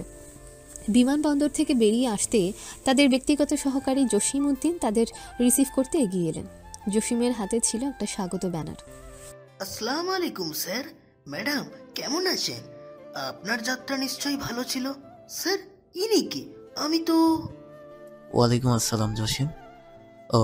ও আর কেউ নয়, ও আমার একমাত্র ছেলে আকাশ চৌধুরী। এতদিন সে পড়াশোনার জন্য দেশের বাইরে ছিল, এখন থেকে আমাদের সঙ্গেই থাকবে। জসিম উদ্দিনের চোখ যেন কপালে ওঠার জোগাড়। গত 20 বছর ধরে তিনি এই পরিবারের সঙ্গে কাজ করেছেন, অথচ হিমেল চৌধুরীর একমাত্র ছেলে আছে তা তিনি কখনো জানতে পারেননি। জসিম সঙ্গে সঙ্গে হাঁটু গেড়ে আকাশকে সালাম জানালেন। আকাশ স্যার, আপনাকে স্বাগত। আপনি আমাদের সাথে থাকবেন এটা জেনে খুবই আনন্দিত। ধন্যবাদ আঙ্কেল। ঠিক আছে জসিম, এবার চলো। গাড়িতে ওঠার পর হিমেল চৌধুরী আকাশকে সামনে নিয়ে বসলেন। শোন আকাশ, এখন সবচেয়ে গুরুত্বপূর্ণ কথা। আসলে আর মাত্র 3 দিন পরে তোর ছোট বোন তিথির জন্মদিন। আমি চাই ঠিক সেদিন, তার জন্মদিনের দিন, তোকে বাড়িতে নিয়ে যাব। আর সেটাই হবে তিথির এবারের জন্মদিনের গিফট, যেটা হবে ওর জীবনের সবচেয়ে বড় গিফট। কিন্তু তাহলে ও এখন থাকবে কোথায়? তুমি তো জানো তিথি বাড়িতে থাকলে ওকে আলাদা কোথাও রাখা অসম্ভব। আমাদের তো শহরের বাইরে একটা ফার্ম হাউস আছে, ওখানে থাকতে পারবে, নিরিবিলি নিরাপদ। না না, আমি আর একটা দিনও আমার ছেলেকে ছাড়া থাকতে পারবো না। এমনিতে এতগুলো বছর ওকে ছাড়া থেকেছি। বাবা, তুমি হিমেলকে ফার্ম হাউসে পৌঁছে দিতে বলো। আমি ওকে আজকে সকল শপিং করে দিব। মাত্র 3টা দিন। একটা দিন তো চলেই যাচ্ছে আজকে, আর মাত্র 2টো দিন। শায়লা চৌধুরী ভালোবাসায় আকাশের কপাল একটা চুমু দিয়ে হোটেল থেকে তার ছোটখাটো লাগেজ নিয়ে দ্রুত বাড়ির দিকে চলে গেলেন। চল বাবা, তোর মা এমনই, আবেগের কাছে কোনো যুক্তি খাটে না। এবার আমরা চল শপিং করি, তোর জন্য পৃথিবীর সেরা জিনিসগুলো নিয়ে নেব। তারা প্রথম একটা বিশাল শপিং মলে গেলেন। হিমেল চৌধুরী আকাশকে না করতে দিলেন না। আকাশকে জোর করে সর্বশেষ মডেলের ল্যাপটপ, আইপ্যাড, দামি ব্র্যান্ডের মোবাইল ফোন কিনে দিলেন। এরপর বিভিন্ন দামি দামি ব্র্যান্ডের দোকান থেকে তার জন্য নতুন ডিজাইনের জামাকাপড়, জুতো এবং অ্যাক্সেসরিজ নেওয়া হলো। আকাশ বারবার বারণ করছিল, কিন্তু হিমেল চৌধুরী শুনলেন না। তিনি শুধু বলছিলেন, আমার ছেলের জন্য সব সেরাটা চাই। শপিং শেষে যখন বিল দেওয়া হলো, তখন তাদের মোট খরচ দাঁড়িয়েছিল বাংলাদেশি টাকায় প্রায় 9 লক্ষ টাকা। শপিং শেষে হিমেল চৌধুরী আকাশকে নিয়ে টরন্টোর বাইরে তাদের বিলাসবহুল ফার্ম হাউসে গেলেন। ফার্ম হাউসটা ছিল প্রকৃতির মাঝে এক শান্ত নীড়। হিমেল চৌধুরী আকাশকে ফার্ম হাউসে পৌঁছে দিয়ে তিথির জন্মদিনের শেষ প্রস্তুতির জন্য বাড়িতে চলে গেলেন। ফার্ম হাউসে আকাশের দেখভালের জন্য আগে থেকেই 6 জন কাজের লোক নিয়োজিত ছিল। শায়লা চৌধুরী গোপনে তাদের নির্দেশনা দিয়ে রেখেছিলেন। আকাশ তখনই বিশ্বাস করতে পারছিল না তার জীবন এতটা পাল্টে যেতে পারে। সে তার বাবা মায়ের ভালোবাসায় মুগ্ধ হয়ে ফার্ম হাউসের নরম বিছানায় শুয়ে রইল। এভাবেই 2 দিন কেটে গেল। আকাশ নিজেকে নতুন জীবনের জন্য প্রস্তুত করছিল, আর তার পরিবার তিথির জন্মদিনের সেই মহালগ্নের জন্য অধীর আগ্রহে অপেক্ষা করছিল, যখন আকাশ আনুষ্ঠানিকভাবে তাদের জীবনে ফিরে আসবে। অবশেষে সেই প্রতীক্ষার দিনটা চলে এলো। আজ হিমেল চৌধুরী আর শায়লা চৌধুরীর একমাত্র কন্যা তিথির জন্মদিন। কানাডা টরন্টো শহরের উপকণ্ঠে অবস্থিত চৌধুরী পরিবারের বিলাসবহুল বাড়িতে সকাল থেকে উৎসবের আমেজ। সকাল থেকেই তিথি অসম্ভব খুশি। তার মা শায়লা চৌধুরী বারবার বলে রেখেছেন, আজ তুই তোর জীবনের সবচেয়ে বড় গিফটটা পাবি। তিথি তখন থেকে কৌতূহলে বিভোর হয়ে আছে। কি এমন উপহার যা তার কাছে থাকা সব উপহারের চেয়েও দামি হতে পারে? দিনের আলো নিভে সন্ধ্যা নামল। বাড়ির বাগান তখন রঙিন আলোয় ঝলমল করছে। দেশ বিদেশের বহু অতিথি সেখানে উপস্থিত। সবাই অপেক্ষা করছে তিথির কেক কাটার মহালগ্নটির জন্য। শায়লা চৌধুরী আর হিমেল চৌধুরী দুজনে স্টেজ সংলগ্ন স্থানে তিথির পাশে দাঁড়িয়ে। তাদের চোখে চাপা উত্তেজনা। তাদের জীবনের সবচেয়ে বড় সত্য আজ উন্মোচিত হতে চলেছে।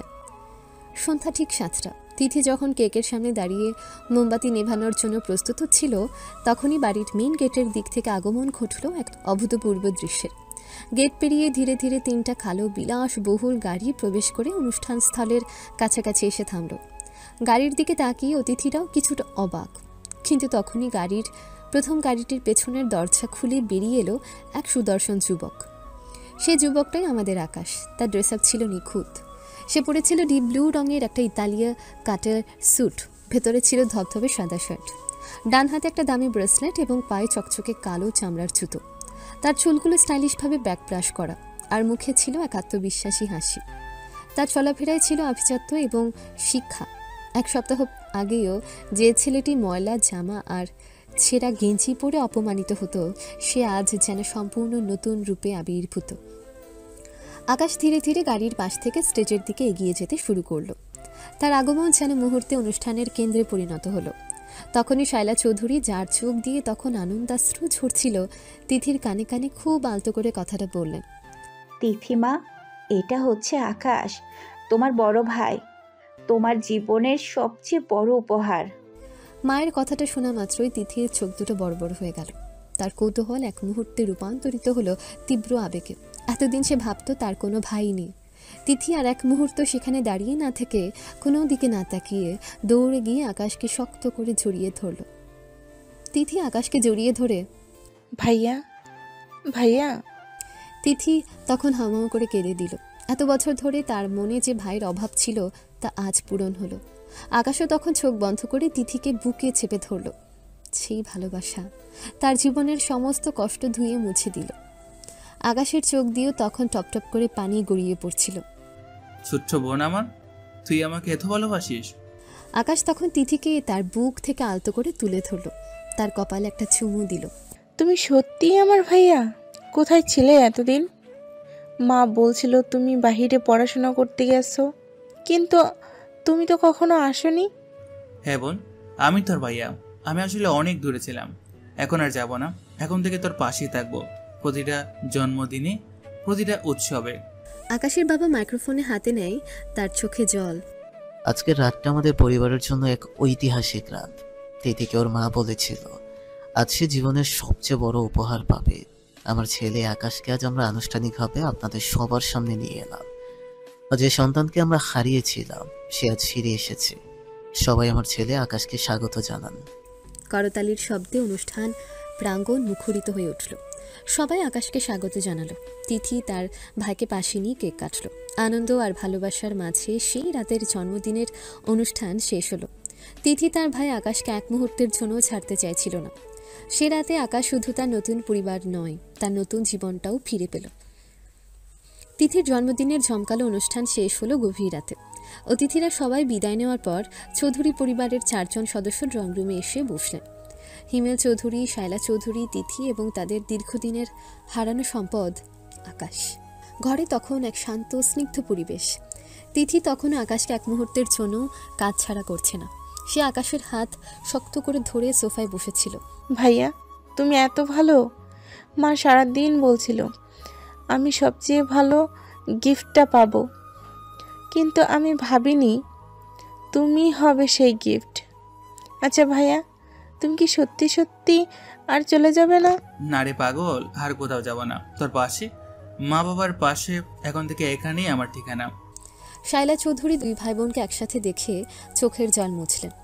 আল্লাহ, আমার সব স্বপ্ন পূরণ হলো আজ। বাবা, তোমার পিঠে ব্যথা কি এখনো কম মনে হচ্ছে?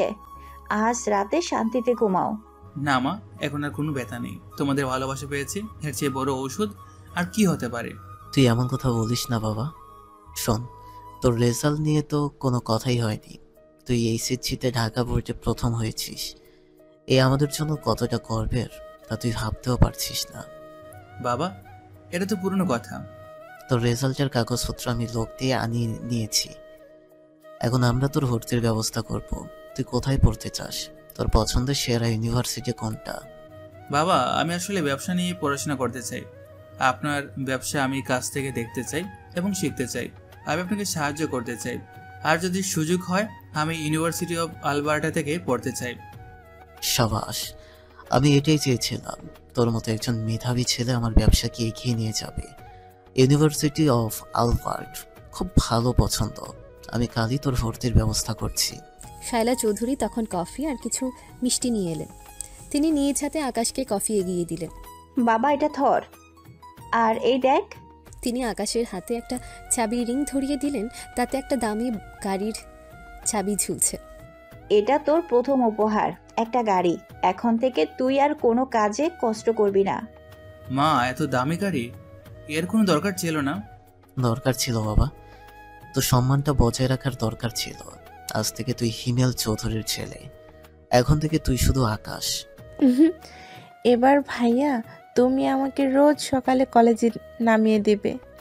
অবশ্যই নামিয়ে দেব। ভালোবাসা, বিশ্বাস আর নতুন স্বপ্নের আলোয় ভরে উঠেছিল সেই রাত। এত বছরের অপমান আর কষ্ট যেন এক লহমায় মুছে গেল। আকাশ জানত এই নতুন জীবনে তার পুরনো জীবনকে ছাড়িয়ে যাবে বহু দূরে। এই ভালোবাসা তার জীবনের শ্রেষ্ঠ উপহার। এই মুহূর্তের জন্যই যেন সে এত বছর বেঁচেছিল। এরপর থেকে শুরু হলো আকাশের নতুন, কঠোর এবং সফল জীবন। সে ভর্তি হলো ইউনিভার্সিটি অফ আলবার্ট্রাতে। পাশাপাশি বাবার বিশাল ব্যবসায়িক সাম্রাজ্যের খুঁটিনাটি দেখতে শুরু করলো। আকাশ তার জন্মগত মেধা আর প্রবল পরিশ্রম দিয়ে দ্রুতই ব্যবসায়িক জগতে নিজেকে প্রতিষ্ঠিত করে তুলল। প্রতিটি দিন কাটতে লাগলো সকালে ক্লাস, বিকেলে বাবার অফিসে ব্যবসায়িক পরিকল্পনায় তৈরি, সন্ধ্যায় তিথির সাথে সময় কাটানো এবং রাতে পড়াশোনা। আকাশ পরিবার, পড়াশোনা আর কাজ, এই তিনের মাঝে এক নিখুঁত ভারসাম্য তৈরি করে নিল। দেখতে দেখতে 2 বছর কেটে গেল। এই 2 বছরে আকাশ শুধু অনার্স 3য় বর্ষই শেষ করেনি, তার দূরদর্শিতা আর কঠোর পরিশ্রমে তাদের কোম্পানিকে নতুন উচ্চতায় নিয়ে গিয়েছে। পারিবারিক ভালোবাসা আর ব্যবসায়িক সাফল্যের শীর্ষে পৌঁছেছে সে। এখন তিথির কলেজ শেষ হয়েছে আর আকাশের অনার্স 3য় বর্ষের চূড়ান্ত পরীক্ষা শেষ। দুজনেই এখন লম্বা ছুটিতে আছে। সেদিন রাতেই ডিনারের সময় চৌধুরী পরিবারের 4 জন এক টেবিলে বসেছিলেন। বাবা, মা, ভাইয়া, সবাই চলো না বাইরে কোথাও থেকে ঘুরে আসি। এখন ছুটিতে আছি, ঘরে বসে একদম সময় কাটছে না। কথাটা ঠিক মা, কিন্তু আমি আর তোর মা তো কয়েকদিন আগেই বাংলাদেশ থেকে ঘুরে আসছি, তাই এখন আর আমাদের কোথাও যাওয়ার মুড নেই। ঠিক। আমার মনে হয় তোদের ভাই বোনের গিয়ে ঘুরে আসা উচিত। তোমরা দুজন যাও। কিন্তু মা, আমরা একা কেন যাব? তোমরা এসো, সমস্যা হবে না, আমি সব ব্যবস্থা করব। না বাবা, তোরা দুজনেই যা। আকাশ তো অনেকদিন ধরে কাজে ব্যস্ত আছিস, তোরও মাইন্ড ফ্রেশ করার দরকার আছে। তাই বলছি তোরা দুজনে আলোচনা করে যেখানে ইচ্ছে ঘুরতে চলে যা, টাকা পয়সার চিন্তা করবি না। ভাই বোন তখন নিজেদের মধ্যে আলোচনা শুরু করলো। ভাইয়া, তাহলে চলো আমরা জাপান থেকে ঘুরে আসি। কত সুন্দর জায়গা। কথাটা মন্দ বলিসনি, জাপান। আচ্ছা তাহলে চল, আর দেরি নয়, কাল সকালের ফ্লাইটে চলে যায়। ঠিক আছে ভাইয়া, তাহলে আমি এখনই সব জিনিসপত্র রেডি করতে হবে। বাবা, মা, আমরা তাহলে জাপানে যাচ্ছি। ঠিক আছে, আমি তাহলে জসিমকে বলে প্রাইভেট জেটটা রেডি করে দিচ্ছি। তোরা ভোরেই এয়ারপোর্টে চলে যাবি, ভালো করে ঘুরে আসিস। সাবধানে থাকিস বাবা, তিথির দিকে খেয়াল রাখিস। চিন্তা করো না মা, আমরা ভালোভাবেই ফিরবো। তারপর তারা খাবার খেয়ে উঠে পড়ল। তিথি আর আকাশ তাদের ঘরে গিয়ে জামা কাপড় যাবতীয় জিনিসপত্র গোছানো শুরু করে দিল। তারা জানে এই ভ্রমণ শুধু অবসর যাপন নয়, এতে তাদের ভাই বোনের সম্পর্ককে আরও গভীর করে তুলবে। জীবনের প্রথম স্বাধীন আন্তর্জাতিক ট্রিপ। পরের দিন খুব ভোরে হিমেল চৌধুরীর ব্যক্তিগত জেট বিমানটি আকাশ আর তিথিকে নিয়ে কানাডার আকাশ ছাড়ল। তিথির উচ্ছ্বাস তখন বাঁধনহারা, আর আকাশ, সেও তার বোনের আনন্দ দেখে হাসছিল। বিমানের ভেতরে তারা দুজনে জাপান ভ্রমণের পরিকল্পনা নিয়ে আলোচনা করতে করতে পার করে দিল লম্বা জার্নিটা। অবশেষে তারা জাপানের রাজধানী টোকিওর নারিতা আন্তর্জাতিক বিমানবন্দরে অবতরণ করল। বিমানবন্দর থেকে বেরিয়ে তারা টোকিওর ব্যস্ততা আর আধুনিক স্থাপত্য দেখে মুগ্ধ হলো। তাদের জন্য আগে থেকেই ব্যবস্থা করা ছিল বিলাসবহুল আবাসন এবং একজন স্থানীয় গাইড। প্রথম দিনটা তারা কাটালো টোকিওর প্রাণকেন্দ্র শিনজুকুতে। ভাইয়া দেখো, এখানকার পরিবেশটা ঠিক যেন কল্পনার রাজ্যের মতো। সবাই কত দ্রুত চলছে। হ্যাঁ দিদি, এটাই টোকিও, কাজ আর প্রযুক্তির শহর। চল আমরা বিখ্যাত শিবুয়া ক্রসিংটা দেখে আসি। শিবুয়া ক্রসিংয়ে একসাথে হাজার হাজার মানুষের পারাপার দেখে দুজনেই বিস্ময়ে অভিভূত হলো। তারা হাতে হাত রেখে সেই ঐতিহাসিক ক্রসিং পার হলো। তারপর তিথির পছন্দের জাপানি খাবারগুলো খেলো। পরের কয়েকটা দিন তাদের কাটলো জাপানের বিভিন্ন ঐতিহ্যবাহী এবং আধুনিক স্থান ঘুরে। কিয়োটো, তারা জাপানের পুরনো রাজধানী কিয়োটোতে গেল। আকাশ বিশেষ আগ্রহ নিয়ে সেখানকার প্রাচীন মন্দিরগুলো দেখল। এখানকার শান্ত ও আধ্যাত্মিক পরিবেশ আকাশের মনের পুরনো ক্ষতগুলোতে যেন মলম লাগিয়ে দিচ্ছিল। তিথিকে সেখানকার শান্ত পরিবেশের গুরুত্ব বোঝালো। আরাশিয়ামা ব্যাম্বু ফরেস্ট, তারা আরাশিয়ামার বাঁশের জঙ্গল দেখতে গেল। লম্বা বাঁশের ছায়ায় দাঁড়িয়ে তিথি বারবার বলছিল যেন অন্য জগতে চলে এসেছি। মাউন্ট ফুজি, এক সকালে আকাশ আর তিথি মাউন্ট ফুজির সবচেয়ে ভালো দৃশ্য দেখতে পেল। সেই বিশাল শুভ্র পর্বত দেখে আকাশ যেন জীবনের নতুন উচ্চতার অনুপ্রেরণা পেল। ভাইয়া দেখো, এই পর্বতটা কত সুন্দর। এই পর্বতটা যেমন একাই সব পাহাড়ের মধ্যে রাজত্ব করছে, ঠিক তেমনি তুমিও বর্তমানে সব কিছুর মধ্যে রাজত্ব করছো। এটাই আমার ভাইয়ার পাওয়ার। তোর মুখ থেকে এসব কথা শুনতে ভালো লাগে রে বোন। তোর আর মা বাবার ভালোবাসা না থাকলে এই পর্বত ছোঁয়া সম্ভব হতো না। তারা দুজনে প্রচুর ছবি তুলল, জাপানি সংস্কৃতি আর প্রযুক্তির দারুণ মিশ্রণ উপভোগ করল। আকাশ প্রতিটি মুহূর্তে তার বোনকে আগলে রাখছিল। তিথিও তার ভাইকে সবসময় পাশে পেয়ে ভীষণ খুশি। এতদিন সে শুধু বাবা মায়ের ভালোবাসাই পেত, কিন্তু ভাইয়ের উপস্থিতি আর তার জীবনকে আরও পরিপূর্ণ করে তুলল। তাদের এই ভ্রমণ ছিল মূলত মনকে সতেজ করার জন্য। আকাশ এই 2 বছরে ব্যবসার কাজে এতটাই ডুবেছিল যে তার একটু বিরতির প্রয়োজন ছিল। সেই রাতে হোটেল রুমে ফিরে আসার পর আকাশ যখন তার এই অপ্রত্যাশিত ধাক্কা সামলাতে ব্যস্ত, ঠিক তখনই তার ফোনটা বেজে উঠল। স্ক্রিনে বাবা হিমেল চৌধুরীর নাম। হ্যালো বাবা, কেমন আছো? আকাশ, বাবা মন দিয়ে শোন, আমি আর তোর মা একটা ইমার্জেন্সি কারণে আজ রাতের ফ্লাইটে বাংলাদেশে যাচ্ছি। কি হয়েছে বাবা, এত রাতে হঠাৎ করে? কোনো সমস্যা? হ্যাঁ বাবা, তোর দাদার শরীরটা অনেক খারাপ। তোর চাচা একটু আগে ফোন করেছিল, উনি হার্ট অ্যাটাক করেছেন, হাসপাতালে আইসিইউতে আছেন। ডাক্তাররা বলেছেন পরিস্থিতি নাকি খুব একটা ভালো না। ও আস্তাগফিরুল্লাহ, তোমরা সাবধানে যেও বাবা। আমি কি তোমাদের সাথে যাব? আমি এখনই। না না আকাশ, তুই একদম আসবি না, এটাই সবচেয়ে গুরুত্বপূর্ণ কথা। তুই মনে রাখিস, তোকে এখনো পরিবারের সামনে আসার সময় হয়নি। তোর পরিচয়টা এখনো গোপন রাখা প্রয়োজন। কিন্তু বাবা, তোমাকে একা যেতে দিব? তোর মা আমার সঙ্গে যাচ্ছে, আমরা ম্যানেজ করে নেব। তুই তোর বোনকে নিয়ে সাবধানে থাক। ঠিক আছে বাবা, তোমরা যখন বলছো তখন যাবা না, কিন্তু তোমরা আমাকে প্রতি মুহূর্তে আপডেট দেবে আর তোমরা নিজেদের খেয়াল রাখবে। হ্যাঁ বাবা, তোরা দুজন জাপান ভ্রমণটা শেষ কর। আর শোন, যদি তোর মন চায় তাহলে তোরা ইচ্ছে হলে অন্য কোনো দেশে ঘুরে আসতে পারিস। আপাতত আর টর্নোতে আসিস না, যতক্ষণ না আমি তোকে খবর দিচ্ছি। আকাশের আবিরের কথা মনে পড়ল। ঠিক আছে বাবা, আমরা আগামীকাল সকালে জাপান ছেড়ে অন্য কোনো জায়গায় চলে যাচ্ছি, চিন্তা করো না। এটাই চাই। তুই স্মার্ট ছেলে, আমি জানি তুই সামলে নিতে পারবি। আমরা ফ্লাইট ধরছি, ভালো থাকিস বাবা। তোমরা সাবধানে দেখো বাবা, আল্লাহ হাফেজ। ফোন রাখার পর আকাশ কিছুক্ষণ চুপ করে রইল। তার দাদা, যার মুখ সে কখনো দেখেনি, সে মানুষটার জন্য তার খারাপ লাগছিল। তার চেয়েও বড় কথা, তার বাবা মা এখন সেই দেশের পথে যেখানে তার অতীতের সব ভয়াবহ স্মৃতি লুকিয়ে আছে। আবিরকে জাপানে দেখার পরই এমন খবর, আকাশের মন বলছিল এবার হয়তো তার অতীতের সাথে তার বর্তমানের এক বড় সংঘর্ষ হতে চলেছে।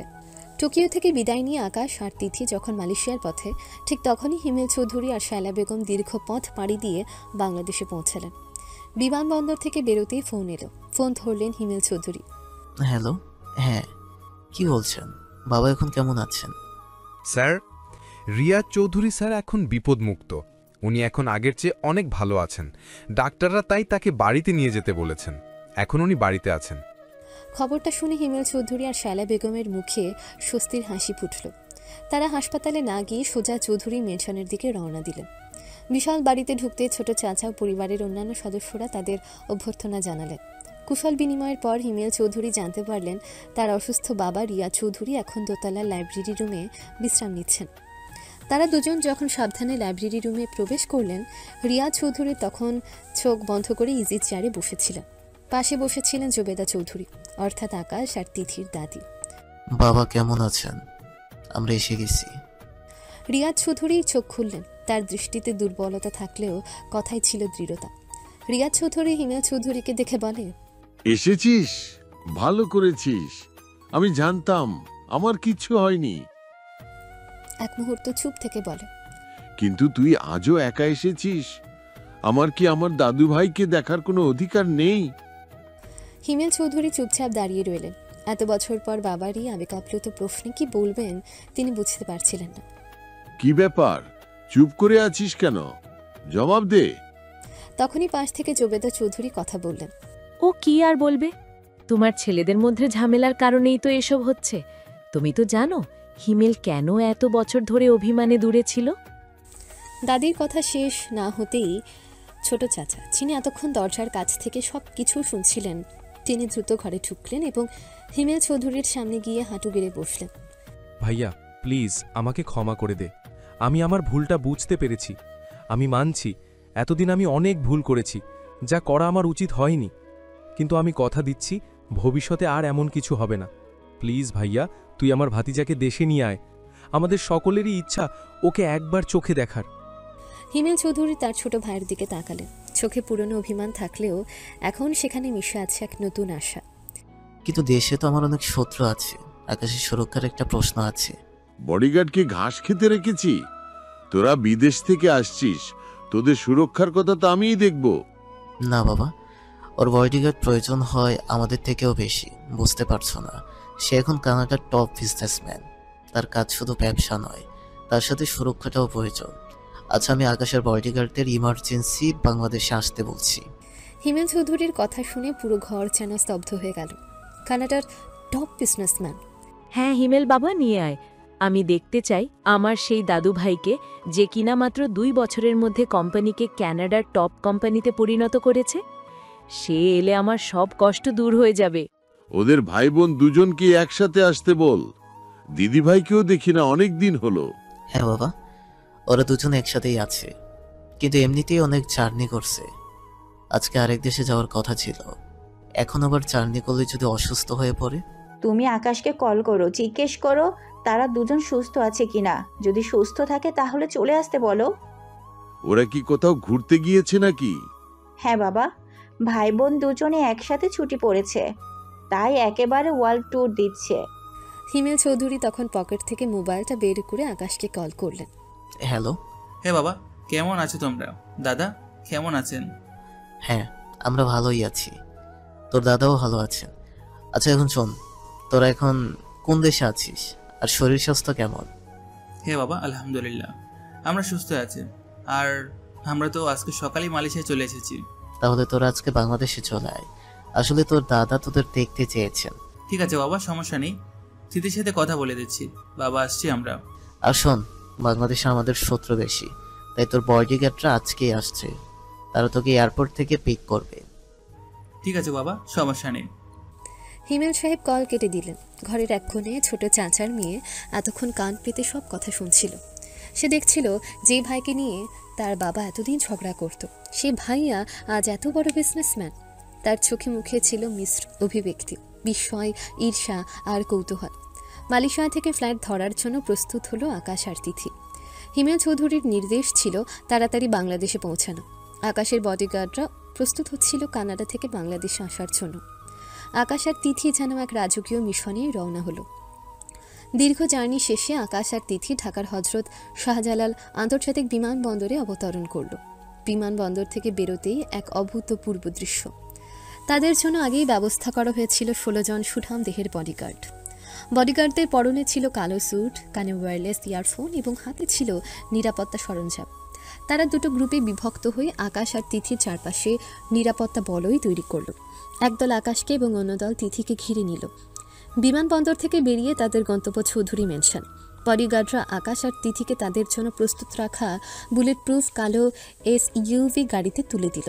সামনে ও পেছনে আরও কয়েকটা গাড়ি ছিল নিরাপত্তা নিশ্চিত করার জন্য।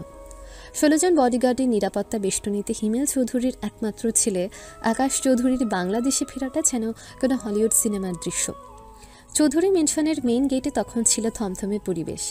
রিয়া চৌধুরী, জোবেদা চৌধুরী, ছোট চাচা এবং পরিবারের অন্যান্য সদস্যরা ড্রয়িং রুমে অপেক্ষা করছিলেন। সবার মুখে চাপা উত্তেজনা, ছোট চাচার চোখে ছিল কৌতূহল। কানাডার টপ বিজনেসম্যান ভাতিজা কেমন দেখতে। ঠিক তখনই প্রধান ফটক দিয়ে 16 জন বডিগার্ড পরিবেষ্টিত গাড়ি বহর প্রবেশ করল। রাজকীয় সেই আগমন। 16 জন বডিগার্ডের দল প্রথমে গাড়ি থেকে নেমে দ্রুত চারপাশে পাহারা নেওয়া শুরু করল, যেন কোনো VIP রাষ্ট্রীয় প্রধানের আগমন। পুরো বাড়ি এক মুহূর্তে নিরাপত্তার চাদরে ঢেকে গেল। তারপর SUV গাড়ির দরজা খুলে বেরিয়ে এলো আকাশ। তার পরনে ছিল কফি রঙের একটা এক্সক্লুসিভ স্যুট, যা তার পেশিবহুল শরীরকে আরও আকর্ষণীয় করে তুলেছে। তার চোখে ছিল দামি সানগ্লাস আর হাতে ছিল স্টেটাসের প্রতীক একটা দামি ঘড়ি।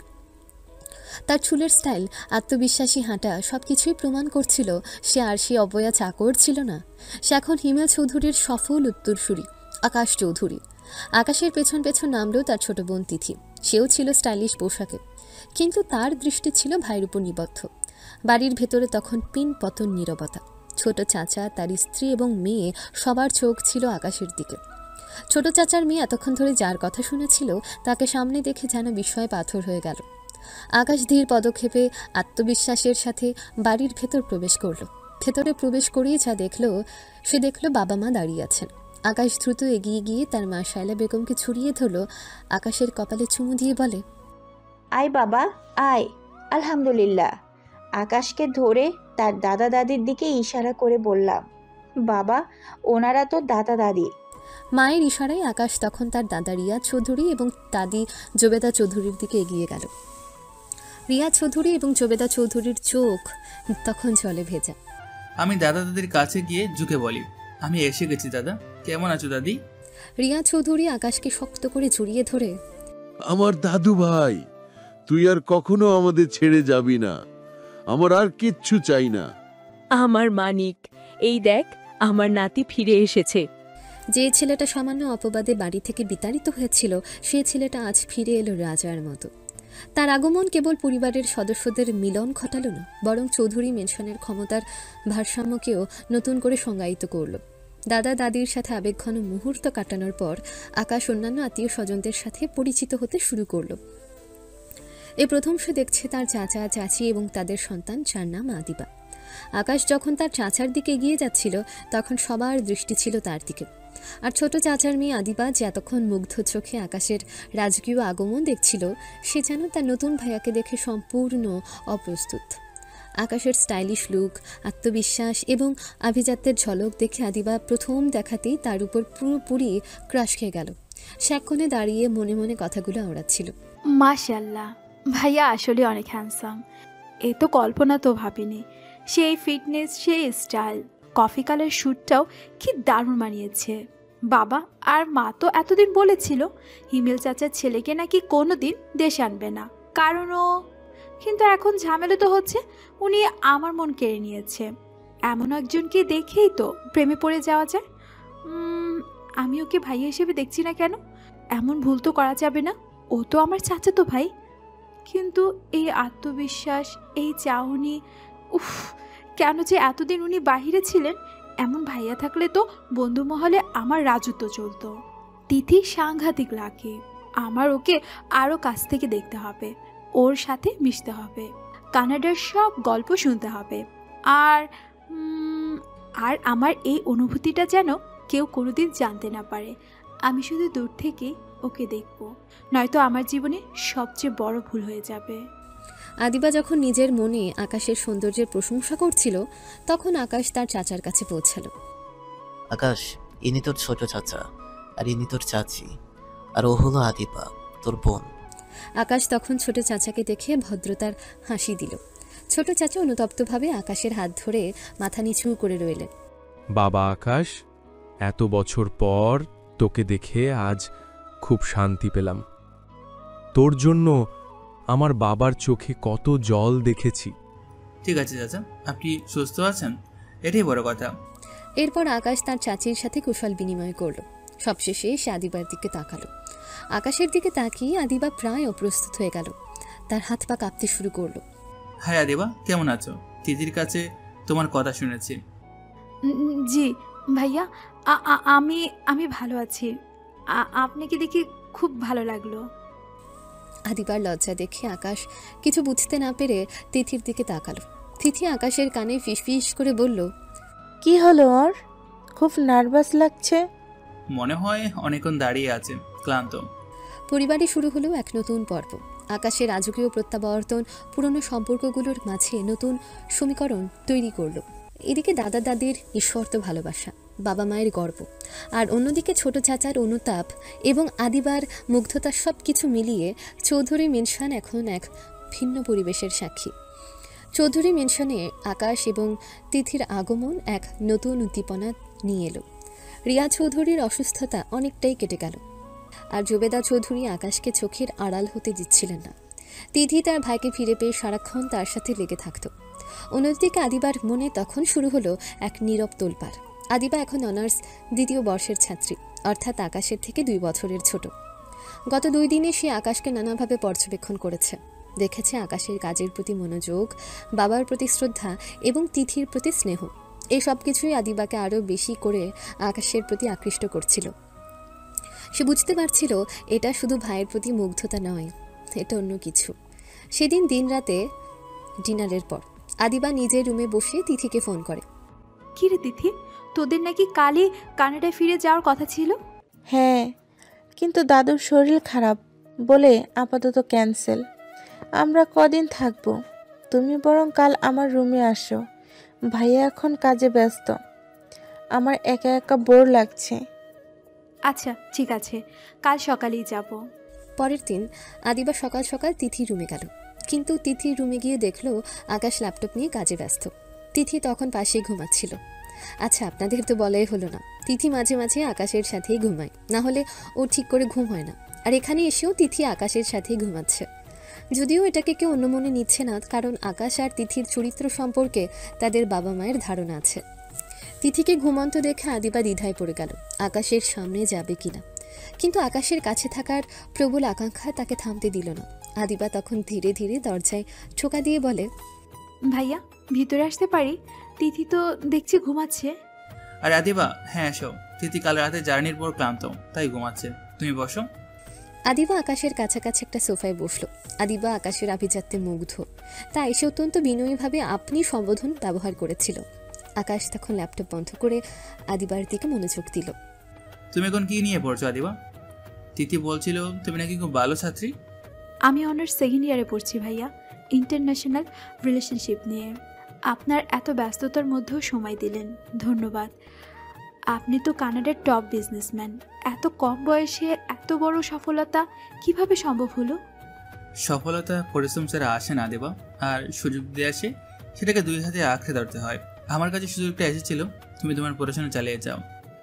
আপনাকে দেখতে একদম সাধারণ মনে হয় না ভাইয়া।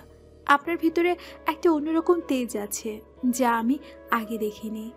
আপনি এত অল্প সময়ে বাবার ব্যবসাকে এত উপরে তুলে দিলেন। আমার মনে হয় আপনার জীবনটা অন্যরকম গল্পের মতো।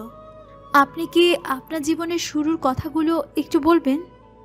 আদিবা তখন এমনভাবে আকাশের দিকে ঝুঁকে কথা বলছিল যেন সে তার ভাইয়ের অতীত নয়, তার মনের গভীরের গোপন কথা জানতে চাইছে। আকাশের সাথে এত কাছে বসে কথা বলার সুযোগ পেয়ে আদিবার হৃদস্পন্দন দ্রুত হচ্ছিল। তার প্রতিটি কথাই ছিল আকাশের প্রতি এক অব্যক্ত দুর্বলতা। আকাশের মনে পড়ল তার জীবনের অন্ধকার দিনগুলোর কথা, যখন সে নীল ছিল। সে আদিবাকে তার পুরনো কষ্টের কথা বলতে চাইছিল না। পুরনো কথা এখন থেকে বাধা দেবা, এখন শুধু ভবিষ্যতের কথা। শোনো, তুমি ইন্টারন্যাশনাল রিলেশনসে পড়ছো, এটা খুব ভালো সাবজেক্ট। তুমি যদি চাও আমার ব্যবসার ক্ষেত্রে এর ব্যবহার, আমি তোমাকে শেখাতে পারি। আদিবা আকাশের কথায় কিছুটা হতাশ হলেও দ্রুত নিজেকে সামলে নিল। সত্যি ভাইয়া, আমি আপনার কাছে শিখতে চাই। আমি আমি আপনার মতো হতে চাই, আপনার সান্নিধ্য থাকতে চাই। আদিবার এই প্রতিটি কথা আকাশের প্রতি তার অনুভূতির প্রকাশ। সে আকাশের জীবনে প্রবেশ করতে চাইছিল, শুধু ভাই হিসেবে নয়। আদিবার এই ধীরে ধীরে প্রকাশের ফলে ভবিষ্যতে যে এক নতুন পারিবারিক জটিলতা তৈরি হবে তা বোধহয় আকাশ তখনও বুঝতে পারেনি।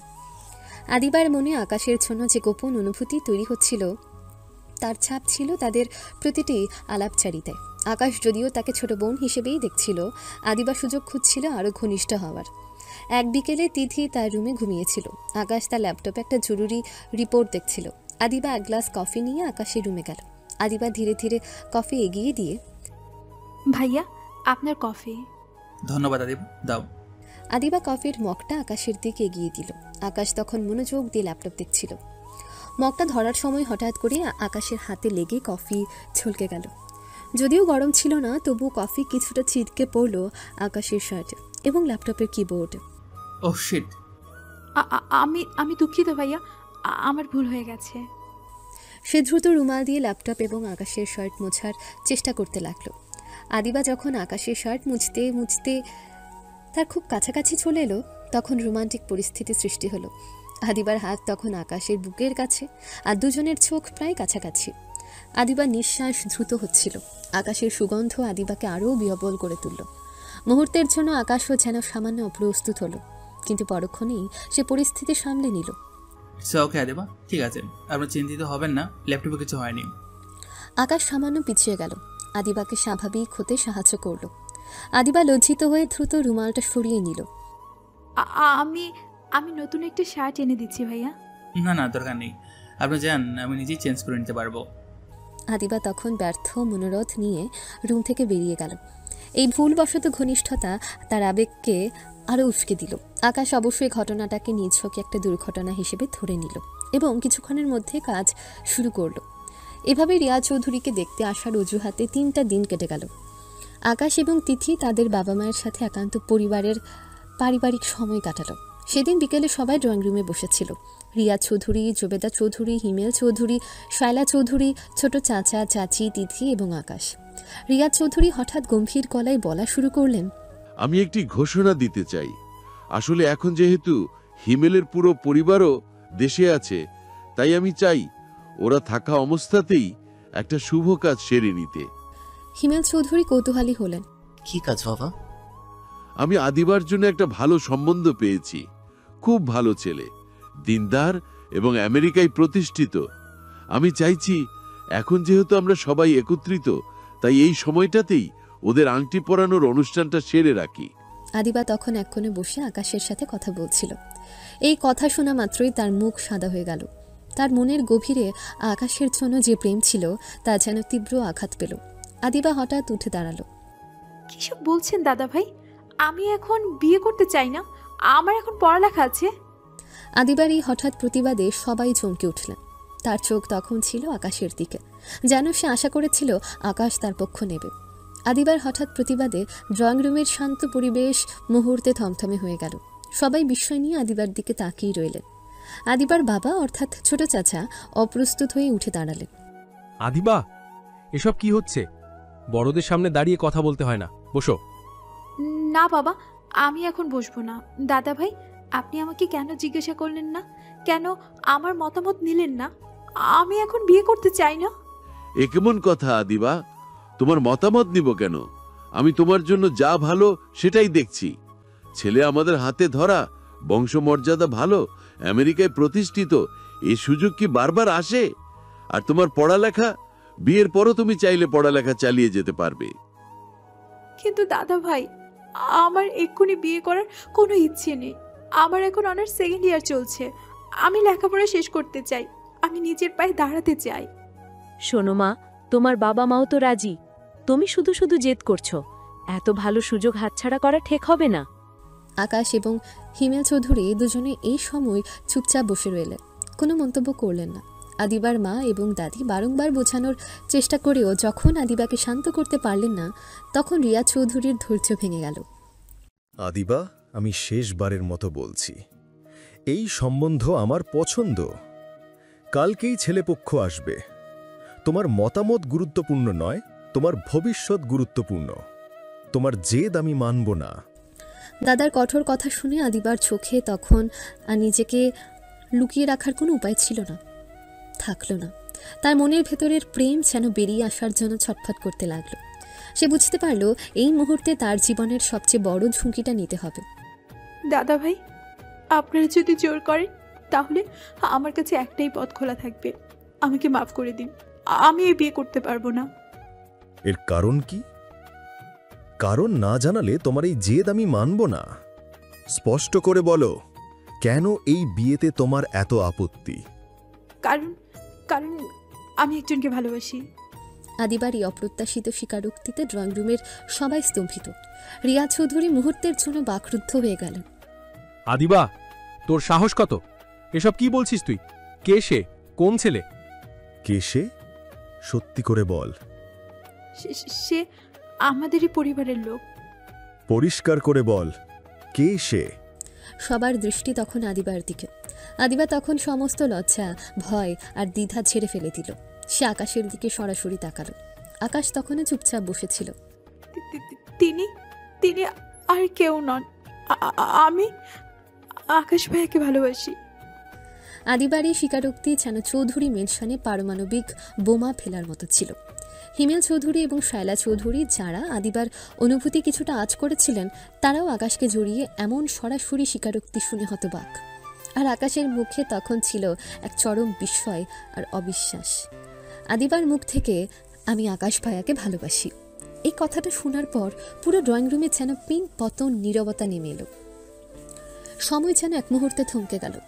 রিয়া চৌধুরী তখনও ইজি চেয়ারে বসা, তার চোখ যেন আদিবার দিকে গেঁথে আছে। জুবেদা চৌধুরী বিস্ময়ে হাত দিয়ে মুখ ঢাকলেন। ছোট চাচা, আদিবার বাবা ক্রোধে উন্মত্ত হয়ে উঠে দাঁড়ালেন। আর আকাশ, সে তখনও স্তব্ধ। এই ধরনের পরিস্থিতির জন্য সে একেবারেই প্রস্তুত ছিল না। আদিবা, তোর সাহস কত হলো? তুই এসব কি বলছিস? এক্ষুনি চুপ কর। ভাই বোনের সম্পর্ককে তুই নোংরা করছিস। তুই কি পাগল হয়ে গেছিস? আমি মিথ্যে বলছি না বাবা। আমি আকাশ ভাইকে ভালোবাসি। আপনারা জোর করে আমাকে অন্য কারোর সাথে বিয়ে দিতে পারবেন না।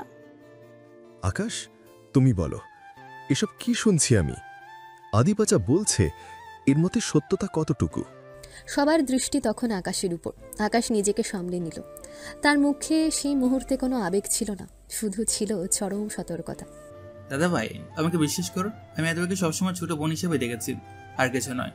এই পরিবারে পা রাখার পর থেকে তিথি এবং আদিবা দুজনের প্রতি আমার স্নেহ আছে, কিন্তু আদিবার এই অনুভূতির ব্যাপারে আমার কোনো ধারণা ছিল না। হ্যাঁ বাবা, আকাশ একদম সত্যি বলছে। ও মাত্র 2 বছর ধরে কানাডায় আছে। ও আর তিথি পড়াশোনা আর ব্যবসা নিয়ে ব্যস্ত ছিল। ওদের মধ্যে এমন কিছু হওয়ায় অসম্ভব। আদিবা হয়তো অতিরিক্ত আবেগপ্রবণ হয়ে ভুল কিছু বলছে। দেখো কি হলো, তোমাদের বাড়াবাড়ির জন্যই আজ মেয়ে এমন কথা বলছে। বিয়েতে জোর করা উচিত হয়নি। চুপ করো তোমরা। আমি সব বুঝতে পারছি। এই ছেলে ফিরে আসার পর থেকে আদিবার চালচলন পাল্টে গিয়েছে। বিদেশ থেকে ফিরে এসেই। ছোট, মুখ সামলে কথা বলো। আকাশ আমার ছেলে, আর সে তোমার ভাতিজা। তার বিরুদ্ধে কোনো ভিত্তিহীন অভিযোগ করার আগে প্রমাণ দাও।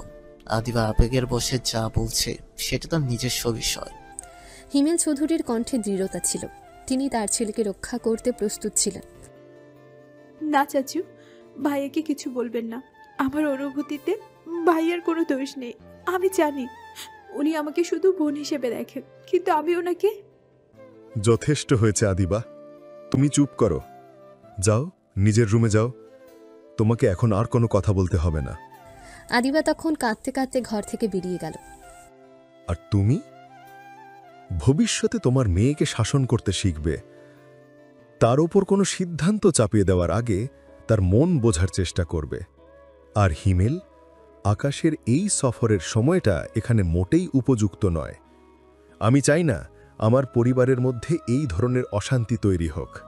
বাবা, আমি আপনার সিদ্ধান্ত মাথা পেতে নিচ্ছি। তোমরা সবারই শোনো, কাল সকালেই আকাশ আর তিথি কানাডায় ফিরে যাবে। তাদের লেখাপড়া ও ব্যবসা আগে। আপাতত আর কোনো কথা নয়, যাও তোমরা। রিয়া চৌধুরীর এই আকস্মিক সিদ্ধান্তে সবাই হতবাক। আদিবার ভালোবাসার স্বীকারোক্তি চৌধুরী মেনশনের পরিবেশ বদলে দিল, যার ফলস্বরূপ আকাশকে তার সফল জীবন এবং ভালোবাসার পরিবারের কাছ থেকে আবার দূরে চলে যেতে হচ্ছে। আদিবার অপ্রত্যাশিত স্বীকারোক্তি এবং রিয়া চৌধুরীর দ্রুত সিদ্ধান্তের পর সেই রাতটা চৌধুরী মেনশনে যেন কারোর চোখে ঘুম ছিল না। আকাশ এবং তিথির কানাডা ফিরে যাওয়ার প্রস্তুতি শুরু হলো। রাতে আকাশ নিজের রুমে বিছানায় শুয়েছিল। তার চোখে ঘুম নেই। আদিবার শেষ কথাগুলো তার কানে প্রতিধ্বনিত হচ্ছিল। সে তার অতীত জীবনে ভালোবাসার জন্য হাহাকার করেছে, আর এখন যখন ভালোবাসা তার দরজায় কড়া নাড়ছে, তখন সে দ্বিধায় ভুগছে। মেয়েটা কি সত্যি আমাকে ভালোবাসে? দেখতে শুনতে তো খারাপ না, ভালোই। তার চোখ দুটোতে একটা সারল্য আছে, কিন্তু সাধারণত ভাই বোনের মধ্যে এরকম সম্পর্ক কি ঠিক হবে? পরিবার মানবে তো? তাছাড়া আমি তো তাকে সেইভাবে দেখিনি। সে আমার ছোটো বোনের মতো। আমার মন জুড়ে আছে এখন কেবল আমার কেরিয়ার, আমার বাবা মায়ের প্রতি আমার দায়িত্ব। এসব আবেগের মধ্যে আমি পড়তে চাই না। আকাশ সিদ্ধান্ত নিল আপাতত সে এই বিষয়টা নিয়ে ভাববে না। সে বাবার সিদ্ধান্ত মেনে কানাডায় ফিরে যাবে। দূরত্বই হয়তো আদিবাকে স্বাভাবিক করে তুলবে। তো এ ফাঁকে ছিল না আমরা একটু আহমেদ বাড়ি থেকে ঘুরে আসি, যে বাড়ি থেকে আকাশ বিতাড়িত হয়েছিল। আকাশ চলে যাওয়ার পর আহমেদ সাহেবের পরিবারে তখন অনুশোচনার আগুন জ্বলছে। আবির প্রায় চুপচাপ থাকে, আর আহমেদ সাহেব এখন প্রায় অসুস্থ। সেদিন আহমেদ সাহেব যখন অফিস থেকে ফিরে এলেন, তখন তারা বেগম ড্রয়িং রুমে বসে নীরবে কাঁদছিলেন। কি যে কষ্ট হচ্ছে আমার। নীল তো আমার নিজের ছেলে ছিল না, তারপরেও কেন ওর জন্য এত খারাপ লাগছে? মনে হচ্ছে আমার বুক খালি হয়ে গিয়েছে। তারা বেগমের এই কথা শুনে পাশের রুম থেকে বের হয়ে এলেন নীলের ভাবি রায়সা। রায়সা বেগম নীলকে বরাবরই স্নেহ করতেন, আর নীলের চলে যাওয়ায় তিনিও সমান কষ্ট পেয়েছেন। নিজের ছেলে ছিল না মানে কি মা? এসব কি বলছেন আপনি? তারা বেগম তখন রায়সার দিকে তাকালেন। এত বছর ধরে তিনি এই কথাটা নিজের ভেতরে লুকিয়ে রেখেছিলেন। আজ অনুশোচনা আর কষ্টের ভারে তিনি আর সেই গোপন কথা চেপে রাখতে পারলেন না। হ্যাঁ রে রাইসা, নীল নীল আমাদের নিজের ছেলে ছিল না। তুই জানিস না আমি আর তোর শ্বশুর মিলে ওকে। কি মা বলুন? আমরা নীলকে রাস্তার পাশে খুঁজে পেয়েছিলাম।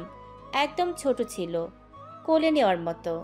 তোর শ্বশুর ওকে দেখেই মায়া করে তুলে এনেছিলেন।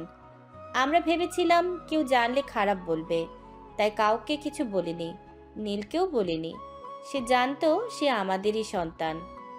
রাইসা তখন বিশ্বাস করতে পারছিলেন না। নীলকে এত ভালোবাসতেন, অথচ সে তাদের নিজের সন্তান ছিল না। তাহলে কেন তার বাবা মা শেষ মুহূর্তে তাকে এমন ঘৃণা করলেন? হায় আল্লাহ, আপনারা ওকে খুঁজে পেয়েছিলেন? তাহলে কেন ওকে চোর বললেন? কেন ওকে অপয়া বললেন? একটা এত ভালো ছেলেকে এভাবে কেন দূর করে দিলেন? এটাই তো আমার কষ্ট। ও নিজের ছেলে না হয়েও নিজের ছেলের চেয়েও বেশি ভালো ছিল, আর আমরা একটা তুচ্ছ ভুলে তার জীবনটা নষ্ট করে দিলাম। তারা বেগম আর রায়সা তখন ডুকরে ডুকরে কাঁদছিলেন। আহমেদ সাহেব এসে তাদের কোনো মতে শান্ত করলেন। নীল যে তাদের আপনজন ছিল না, এই সত্য জানার পর রায়সার মনে কষ্ট আরও বেড়ে গেল। তার মনে তখন একটাই প্রশ্ন, নীল এখন কোথায় আছে? আদিবার আবেগপূর্ণ স্বীকারোক্তির পর রিয়া চৌধুরীর কঠোর নির্দেশ ছিল আকাশ এবং তিথিকে দ্রুত কানাডায় ফিরে যেতে হবে। এই অপ্রত্যাশিত পরিস্থিতিতে আর কোনো বিতর্ক না বাড়িয়ে হিমেল চৌধুরী তার ছেলের জন্য পরের দিনের ফ্ল্যাটের ব্যবস্থা করলেন। পরের দিন সকাল 7টার দিকে আকাশ তার বডিগার্ডদের নিয়ে তিথিকে সাথে করে এয়ারপোর্টের উদ্দেশ্যে রওনা হলো। আকাশ জানত এই মুহূর্তে দূরত্ব তৈরি করাই শ্রেয়, কিন্তু ঢাকা শহরের জ্যামের কারণে এয়ারপোর্টে পৌঁছতে তাদের প্রায় 2 ঘন্টা লেগে গেল। কোনো মতে প্রয়োজনীয় কাজগুলো শেষ করে আকাশ যখন তিথিকে নিয়ে প্রাইভেট জেটে ওঠার জন্য প্রস্তুত হচ্ছিল, ঠিক তখনই তার মোবাইল ফোনটা বেজে উঠল। স্ক্রিনে বাবার নম্বর। হ্যালো বাবা। আকাশ, বাবা তুই কোথায়? তাড়াতাড়ি শোন। আমি এইমাত্র প্লেনে উঠছি বাবা। কি হয়েছে? তোমার গলা এমন শোনাচ্ছে কেন?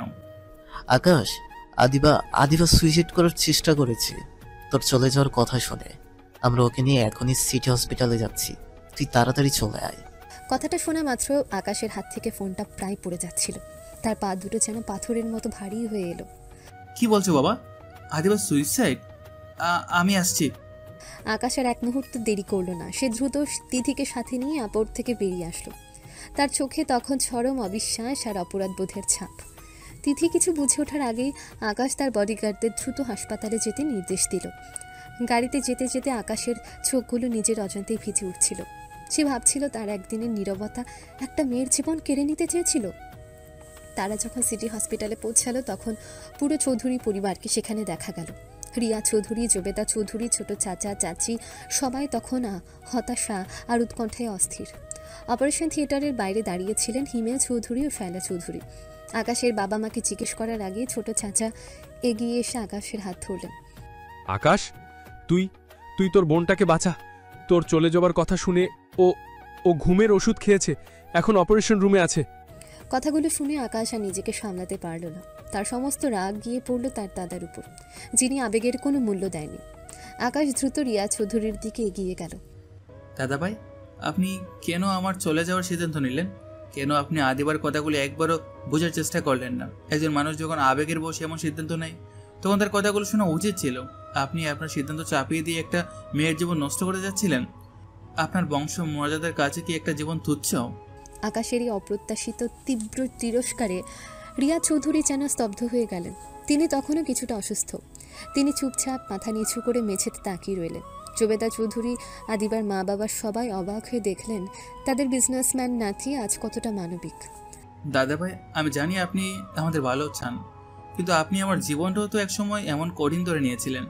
আর যদি ওর কিছু হয় তবে তার জন্য দায়ী হবেন আপনি।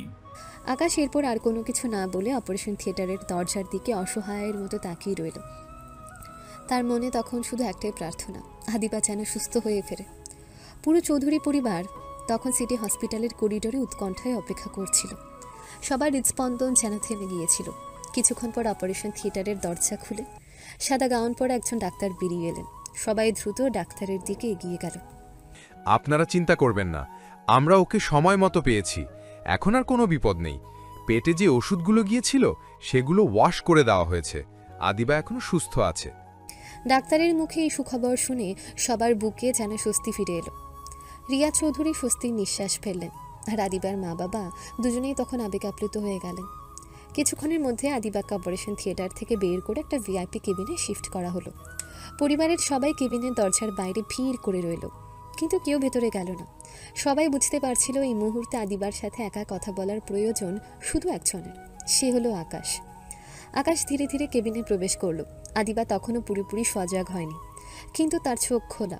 ঘরের মধ্যে তখন এক নীরব উত্তেজনা। আকাশ ধীরে ধীরে আদিবার বেডের পাশে একটা চেয়ার টেনে বসলো। এটা তুমি কি করলে আদিবা?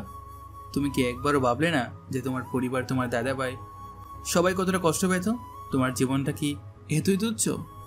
আপনারা চলে যাচ্ছিলেন ভাইয়া, আর আপনি একবারও জানতে চাইলেন না আমার কেমন লাগছে? আপনি কেন আমাকে ভালোবাসতে পারলেন না? এটা তুমি কি বলছো? ভালোবাসাকে জোর করে আসে? আমরা ভাই বোন আদিবা, আর ভালোবাসার জন্য কেউ এভাবে নিজের জীবন দিতে চায় না। তুমি যদি আমাকে সত্যি ভালোবাসতে তাহলে তুমি আমার ভালো চাইতে। এই কাজ করে তুমি প্রমাণ করলে যে তুমি শুধু নিজের জেদটাকে গুরুত্ব দিয়েছো। আদিবা তখন আকাশের দিকে সরাসরি তাকালো। তার চোখে তখনও যে তার ভালোবাসার মিশ্রণ। হঠাৎ করে আদিবা তার সমস্ত দুর্বলতা ঝেড়ে ফেলে দিল। সে দ্রুত তার বেডের পাশের দিকে হাত বাড়ালো, টেনে ধরল আকাশের মাথার পেছনে।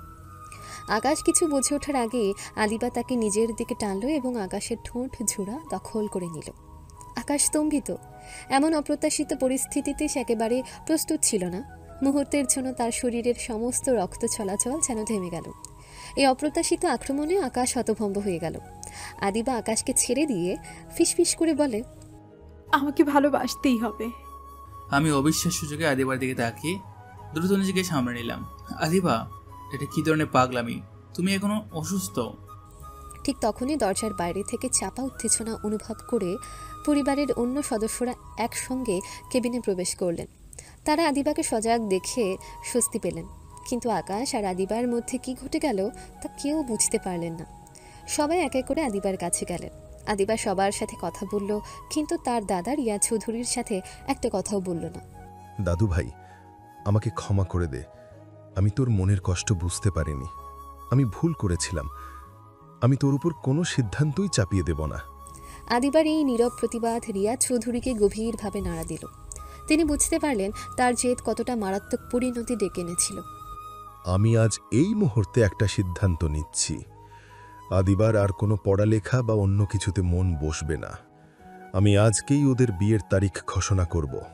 আমি আজকেই ওদের বিয়ে দিব। রিয়া চৌধুরী এই ঘোষণা শুনে সবাই আবার চমকে উঠল। আদিবার মুখে তখন এক নীরব হাসি। সে আকাশের দিকে তাকালো। দাদাভাই, সব ঠিক আছে, কিন্তু আমাদের তো আইনে কিছু প্রক্রিয়া আছে। আর আদিবা তখন আকাশের দিকে এক রাগী দৃষ্টিতে তাকালো, যেন সে বলতে চাইল আর একটা কথাও নয়। আদিবার এই চাহনি আকাশের হৃদয়ে অজানা এক ভয়ের সৃষ্টি করল। সঙ্গে সঙ্গে কথা পাল্টে বলে, না মানে সব ঠিক আছে, আপনি যা ভালো মনে করেন, আমি রাজি। আকাশ তার বাবার দিকে তাকালো। তার চোখে ছিল এক অসহায় আত্মসমর্পণ। আদিবার পাগলামি তাকে জীবনের সবচেয়ে বড় ফাঁদে ফেলে দিল। যে নীল ভালোবাসার জন্য হাহাকার করত, সে আজ অপ্রত্যাশিতভাবে সেই ভালোবাসাকে গ্রহণ করতে বাধ্য হলো। আদিবার আবেগ আর জেদের কাছে অবশেষে হার মানতে হলো আকাশকে। রিয়া চৌধুরী তড়িঘড়ি করে সেদিন বিকেলে পারিবারিকভাবে কাজী ডেকে আকাশ এবং আদিবার বিয়ের কাজটা সেরে ফেললেন। আদিবার জেদ পূরণ হলো, কিন্তু আকাশের জীবনে এলো এক অপ্রত্যাশিত নতুন মোড়। সে তখনও বিশ্বাস করতে পারছিল না মাত্র কয়েক ঘন্টার মধ্যে তার জীবনে এত বড় পরিবর্তন ঘটে গেল। অনুমান করুন তো, এখন আমরা কোথায় আছি? হ্যাঁ, আমরা আছি এখন আকাশ এবং আদিবার বাসর ঘরে। ঘরে মৃদু হলুদ আলো জ্বলছিল। ঘরটা শুদ্ধ ফোটা গোলাপ আর রজনীগন্ধার মিষ্টি গন্ধে ভরেছিল। বিছানা ঠিক মাঝখানে আদিবা নতুন বইয়ের সাজে দীর্ঘ লাল বেনারসির ঘুমটার আড়ালে বসেছিল। অন্যদিকে আকাশ তখন বিছানার এক কোণে চুপচাপ বসেছিল। তার মুখে ছিল দ্বিধা, হতাশা এবং এক অজানা ভয়। সে যেন এই মুহূর্তের জন্য একদম প্রস্তুত ছিল না। কিছুক্ষণ নীরবতা বিরাজ করার পর আকাশ নিজেকে সামলে নিল। আদিবা, তুমি ঠিক আছো? আদিবা ঘুমটার আড়াল থেকে মুখ তুলে তাকালো। তার চোখে তখন কোনো জেদ নেই, আছে কেবল এক গভীর তৃপ্তি আর ভালোবাসা। সে ধীরে ধীরে মাথা নাড়ল। আমি জানি তুমি আমাকে কেন ভালোবাসো। আমি তোমার সেই স্বপ্নের নায়ক নই আদিবা। আমি তোমাকে বলতে চাই, তুমি হয়তো ভুল করে আমাকে ভালোবাসছো। আমি তোমাকে শুধু একজন ছোট বোন হিসেবে দেখেছি। আমি তোমাকে আদিবা তখন আমাকে কথা বলার সুযোগ না দিয়ে দ্রুত উঠে এসে আমার হাত ধরলো। চুপ করুন ভাইয়া, আর একটাও কথা নয়। আদিবা আদিবা আকাশের হাতের উপর নিজের হাত রেখে চোখে চোখ রেখে বলে, আমি জানি আপনি আমাকে ভুল মনে করেন, কিন্তু আমি যখন আপনাকে প্রথম দেখেছি তখন থেকেই আমার মন আপনাকে স্বামী হিসেবে মেনে নিয়েছে। আপনি আমার জীবন বাঁচাতে বাধ্য হয়ে আমাকে বিয়ে করেননি। আপনি আমার জীবনটা নতুন করে শুরু করার সুযোগ দিয়েছেন। কিন্তু আদিবা, আমি তোমাকে সেই ভালোবাসা দিতে পারবো না। আমাকে আপনার কোনো প্রতিশ্রুতি দিতে হবে না। আপনি শুধু আমাকে গ্রহণ করুন, আমাকে আপনার জীবনে প্রবেশ করতে দিন। আমি জানি আমি আমার ভালোবাসা দিয়ে আপনার মন জয় করে নেব। আমাকে শুধু একটা সুযোগ দিন। আদিবার চোখে তখন তীব্র আবেদন। সে আবেদন আকাশের সমস্ত দ্বিধা ভেঙে দিচ্ছিল। যে ছেলেটা এত বছর ধরে ভালোবাসার জন্য হাহাকার করেছে, সে আজ ভালোবাসার উষ্ণতা অনুভব করছিল। তার মনে হলো আদিবার এই পাগলামি হয়তো ঈশ্বর প্রেরিত এক ভালোবাসা। আকাশ আর নিজেকে ধরে রাখতে পারল না। তার সমস্ত অভিমান, সমস্ত অতীত যেন এই মুহূর্তে আদিবার ভালোবাসার সামনে তুচ্ছ মনে হলো। আকাশ ধীরে ধীরে আদিবার মুখের ঘোমটাটা সরিয়ে দিল। আদিবার লাজুক মুখটা তখন চাঁদের মতো ঝলমল করছিল। আদিবা, আমাকে শুধু একটা সুযোগ দিন। আমি আপনাকে কথা দিচ্ছি, আপনি কোনোদিন আফসোস করবেন না। আকাশ আর দেরি করল না। সে তার স্ত্রীকে নিজের বাহু ডোরে টেনে নিল। সেই মুহূর্তে তাদের মধ্যকার সব সম্পর্ক, সব দ্বিধা যেন ভেঙে গেল। আজকের রাতটা ছিল শুধু ভালোবাসা আর নতুন সম্পর্কের অঙ্গীকারের। এরপর শুরু হলো তাদের কড়া রোমান্সের অধ্যায়। আকাশ তার সমস্ত চাপা আবেগ ঢেলে দিল আদিবার উপর। বাইরের দুনিয়া তখনও জানতো না চৌধুরী মেনশনের ভেতরে কী নাটক চলছে। সেই রাতে আকাশ শুধু আদিবাকে নিজের স্ত্রী হিসেবে নয়, জীবনের এক নতুন দিগন্ত হিসেবে গ্রহণ করল। ভালোবাসার কাছে অবশেষে পরাজিত হলো সব হিসাব নিকাশ। তাদের সম্পর্ক এক অস্বাভাবিক পরিস্থিতিতে শুরু হলেও এই রাতেই তাদের জীবনকে এক নতুন বাঁধনে বেঁধে দিল। আদিবার আবেগ আর জেদের কাছে হার মেনে আকাশ তার জীবনের এক নতুন অধ্যায় শুরু করলো। আদিবার ভালোবাসা তাকে সমস্ত পুরনো তিক্ততা ভুলিয়ে নতুন করে বাঁচতে শেখালো। হিমেন চৌধুরী এবং রিয়া চৌধুরী দুজনেই এই অপ্রত্যাশিত সম্পর্ক মেনে নিলেন। ছোট চাচার ভুল ভেঙে গেল এবং তিনি অনুশোচনায় দগ্ধ হলেন। কানাডার টপ বিজনেসম্যান আকাশ চৌধুরী শুধু তার সম্পদ নয়, বরং তার পরিবারের সব হারানো শান্তি ও ভালোবাসা ফিরিয়ে এনেছিল। অন্যদিকে আহমেদ পরিবার জানতে পারল নীল তার নিজের সন্তান ছিল না। এক অজানা অপরাধ বোধে তারা দগ্ধ হতে থাকলো। আকাশ তার নতুন জীবনে সবটুকু সুখ নিয়ে প্রবেশ করলো এবং তার ফেলে আসা জীবনের সব দুঃখ দূর হয়ে গেল। আজকের গল্পের মূল ভাব হচ্ছে অপমানিত ও বিতাড়িত হওয়া নীল তার আসল পরিচয় ফিরে পেয়ে কানাডার টপ বিজনেসম্যান আকাশ চৌধুরী হিসেবে আত্মপ্রকাশ করে। 2 বছর পর পারিবারিক সংকটের সময় সেই দেশে ফিরে আসে এবং অপ্রত্যাশিতভাবে ছোট বোনের ভালোবাসার শিকার হয়। 3. আদিবার আবেগের চরম প্রকাশ, অর্থাৎ আত্মহত্যার চেষ্টা এবং পারিবারিক চাপের কারণে আকাশ তাকে স্ত্রী হিসেবে গ্রহণ করতে বাধ্য হয়। অপ্রত্যাশিত পরিস্থিতিতে বিয়ে হলেও আকাশ শেষ পর্যন্ত আদিবার ভালোবাসাকে মেনে নেয় এবং তার ফেলে আসা কষ্টের জীবনের সম্পূর্ণ ইতি টানে। সবশেষে গল্পটা কিন্তু আমাদের কিছু বুঝিয়ে কিছু বিষয় শিক্ষা দেয়।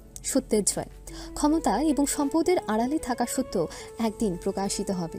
মিথ্যে দিয়ে কাউকে বেশি দিন দমিয়ে রাখা যায় না। পরিবারের মূল্য, রক্তের সম্পর্ক না থাকা সত্ত্বেও স্নেহ বা আপনজনের ভালোবাসা গভীর হতে পারে, কিন্তু পারিবারিক সমর্থন ও স্বীকৃতি জীবনে প্রকৃত শান্তি এনে দেয়। কর্মফল ও ক্ষমা, যারা ভুল করে অনুশোচনা তাদের জীবনে ফিরে আসে, যা আমরা আহমেদ পরিবারে দেখতে পেয়েছিলাম। অন্যদিকে ক্ষমা ও ভালোবাসার মাধ্যমে অপ্রত্যাশিতভাবে জীবনের সবচেয়ে বড় সুখ খুঁজে পাওয়া সম্ভব। তো প্রিয় দর্শকেরা, আজকের গল্প এখানেই শেষ হলো। যারা এতক্ষণ যাবৎ গল্পটা ধৈর্য সহকারে শুনেছেন তাদেরকে সকলকে অনেক অনেক ধন্যবাদ। আর গল্পটা কেমন লেগেছে ও নেক্সট কী ধরনের গল্প চান আমাদেরকে অবশ্যই কমেন্টে জানাতে ভুলবেন না। আর চ্যানেলে নতুন হয়ে থাকলে, গল্পটা ভালো লেগে থাকলে লাইক, সাবস্ক্রাইব ও শেয়ার করতে ভুলে যাবেন না কিন্তু। তাহলে সবাই পরবর্তী গল্পের জন্য অপেক্ষা করুন। দেখা হচ্ছে শীঘ্রই। সে পর্যন্ত সবাই ভালো থাকবেন, সুস্থ থাকবেন। আল্লাহ হাফেজ।